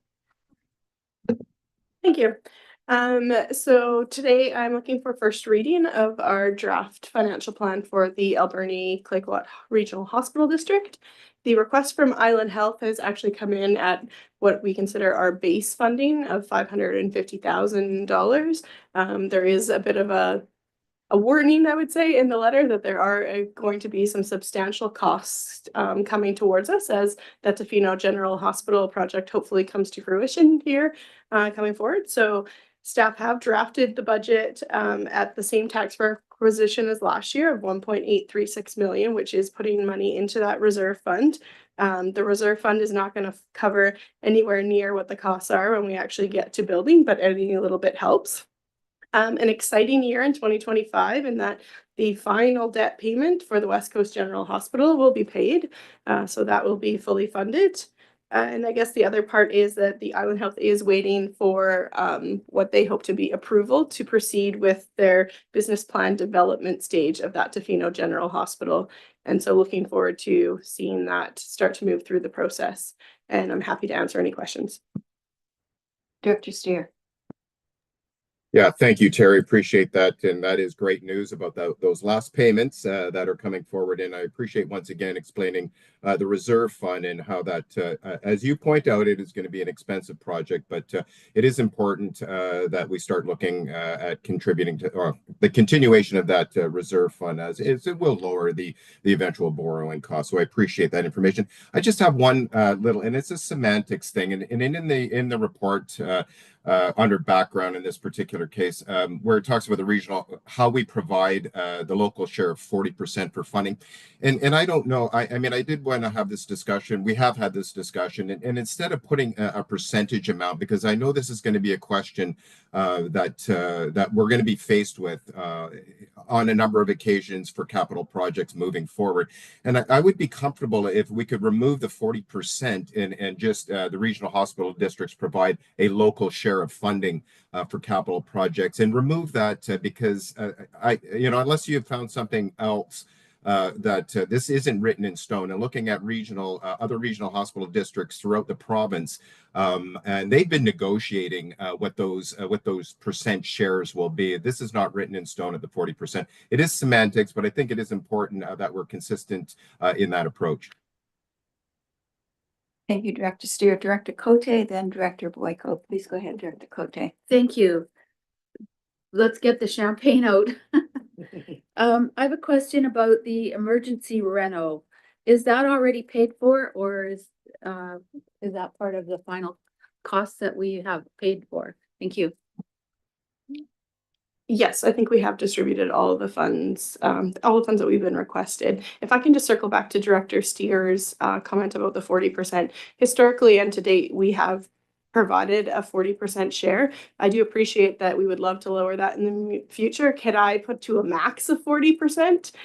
Because I also know there has been lots of other cases in the province where, such as Capital Regional District, that's actually paying more than the 40%. And I'm not sure that our board is interested in doing that. So if you're okay with that, I'm definitely happy to change that language moving forward. And then Director Cote, sorry, I got distracted by that one. And now I'm blanking. Oh, yes, the ER, all the funding that they have requested from us has been paid. And as far as I know, there's no upcoming costs coming towards us. So all done. Thank you, Director Boyko. Please go ahead. Yes, thank you, Chair. Just a question, who will be paying for the Tofino General Hospital? Will it be the entire Alberni-Claycourt Regional District? Yes, everyone pays for it. Okay, so just getting back to kind of what Director Steer is going on early in the meeting about if people from an area, and it's a wider discussion, but it needs to be had. We all work together to pay for things, but if we get very little benefit, say the people of Beaufort will get very little benefit from the Tofino General Hospital, should we be paying for it? Kind of like the rural planning we had discussion earlier, but it's a discussion that should be out there. We should have it at some point. Thank you very much. They did help pay for our hospital, so we should really help pay for theirs as well. And they also help pay with the expansion of the new ER. Director Steer. Thank you. Yeah, I think I was just going to comment to Director Boyko, and you answered that question, that if you look at the requisitions over time for the West Coast General, and we also have the Banfield Nursing Outpost, that as a regional hospital district, that is our responsibilities. And the support that we receive for those regional services is important that we do it collectively. In this particular case, I don't have any problems in the contributions that we make to the Banfield Nursing Station or to the West Coast General. These are just important pieces of infrastructure that does benefit the whole region, that's for sure. Thank you, Director Steer. Any other comments or questions? None? Would anybody like to make the motion for first reading? So moved. Moved by Director Jack, second by Director Coates. All in favor? Oh, Director Roth? So did we change the wording to be a maximum? Is that right? That's not in the motion. Oh, okay. That was Sorry. just in the minutes. Director Jack? Never, sorry. Any other questions or comments? All in favor? Tom, do you still have your hand up from before? Yeah, sorry. Okay, all in favor of the motion? Any opposed? Motion carried. Thank you, everyone. Now reports. Banfield Health Center, Director Beckett. No report, Madam Chair. Thank you. Thank you. Alberni-Claycourt Continuing Care Society, Director Siga. Thank you. I was unable to attend the last meeting, but there has been a move to onboard a stronger diverse management team for ECHO and for park facilities. And it is making a difference in creating a positive culture and in attracting new staff. And I'm just wondering if we have to make a motion to say maximum. And that goes to Terry. No, I don't think so. But thank you. West Coast Native Healthcare Society, Director Cote. Thank you. We had a meeting a week ago or so. And all is good there and everyone is happy. Thank you. That's good. Tavino General Hospital, Director Steer. Yes, thank you. No report. The report from the January 15th hospital meeting, all of those projects are still underway. There was the commencement though of the elevator. That project is almost going to be getting underway, is my understanding. But the rest of the report is as from last time. Director McEwen, do you have an update on the clinic in Ucluelet? Just for our information? We've been trying to get an update for quite some time and nobody's responding to us. So it's up to lockup now. It's built to lockup. So they must be working on the interior now. But no, like I say, nobody's responding to us. So I have no update. Thank you. Alberta Quaquot Health Network, Director Cote. Thank you. I attended the beginning of the last meeting and then we had regional district meetings. I'll ask staff if the contract has been signed and with Marcy DeWitt as our coordinator. Thank you. Through the chair, yes, contract has been signed. Marcy is on board and we're on track for a good 3 years. Thank you, Director Cote. West Coast General Hospital. I did have a Zoom meeting with Island Health last week and we talked a lot about attraction and retention of medical personnel. We've had 2 more family doctors retire at the end of the year. So we've been getting lots of emails about attracting doctors to the community because that means probably another 5,000 or so people are in addition to the other 5,000 didn't have family doctors. So we are now in a very critical situation with so many people in our community without a doctor.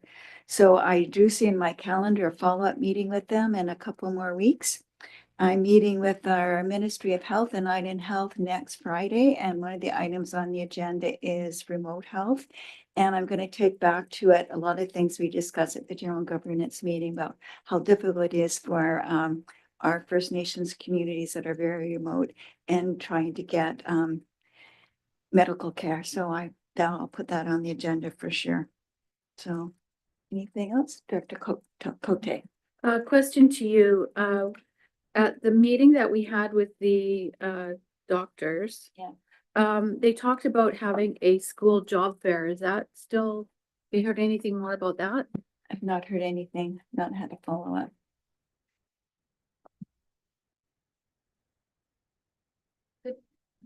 Go ahead. I'm just wondering if we could convey to them that we'd like to publicize that, or, you know, are they reaching out to other schools, or is it just the high school here, or could they also reach out to the West Coast maybe? Thanks. I'll follow up with them and let you know. Thank you. Director Coots. Thank you, Madam Chair. Just curious if that could be distributed to everybody, because I always do my best to send things off to our communications coordinator. Absolutely. Thank you very much for that. Will do. Any other reports, Director Steer? Yeah, just thank you through the chair. Just furthering in those conversations you were having around doctor recruitment and retention, I just maybe bring to the and I see that as a councillor with the city of Port Alberni and your mayor on board as well. One of the models that has been that is showing great progress is the city of Colwood, and in Ontario, the city of Aurelia, where they've taken on as municipalities the role of becoming they're hiring the doctors, providing the administrative support, and it's a model that is meeting with great success. Colwood was the originator of. It's being followed up. It's just something that is a consideration that seems to be attracting a lot of attention in terms of recruitment and retention. And it's something that I think, you know, if in our conversations, and I know that the Alberni-Clayoquot Regional District has been involved in those conversations, it's something that should be on the table for discussion at some point. And I've got lots of emails in my inbox about that same topic, Director Director Beckett. Thank you. The call with Mayor Kobayashi. We've discussed this again on a sidebar note. He is more than willing to do a presentation to this table or any other community table. He's very approachable, is very proud of what they've accomplished there, and happy to share it with our board should you wish. Thank you. And I just remembered one other thing, if I could add. I ran into the Minister of Health at Astoria a few days ago, and she mentioned to me that the regional district of Caribou, I believe it was, they actually have a service where they collect money every year and they put that money towards medical attraction and retention. So she wanted us to maybe consider and look into that as well. So I said I would, but I haven't yet. Any other comments or? Could I have a motion that the Regional Hospital Board of Directors receive reports A through G? Moved by Director Coots, second by Director Sparrow. All in favor? Any opposed? Motion carried. No unfinished business, no late business. No questions from the audience. Any questions online, Heather? So there's no responses in email and no questions in Zoom. Thank you. Thank you. Could I get a motion to adjourn, please? Moved by Director Coots, second by Director Sparrow. All in favor? Any opposed? Motion carried. Thanks so much, everyone. All right. Thank you, Director Haggard. That brings us back to the main agenda. So we've reconvened and now we're going to go into the in-camera portion of the agenda. So before we go offline, I will move that we close the meeting to the public as per the community charter under sections 91A, personal information about an identifiable individual who holds or is being considered for a position as an officer, employee, or agent of the regional district or another position appointed by the regional district. And 92B, the consideration of information received and held in confidence relating to negotiations between the municipality and a provincial government or the federal government or both, or between a provincial government or the federal government or both and a third party. And I'll move that. And do we have a seconder? Thank you, Director Haggard. Any further comments? Seeing none, all those in favor? Motion carried. We are now in camera. Okay, we do have an in-camera agenda and we'll call to order at 15:40.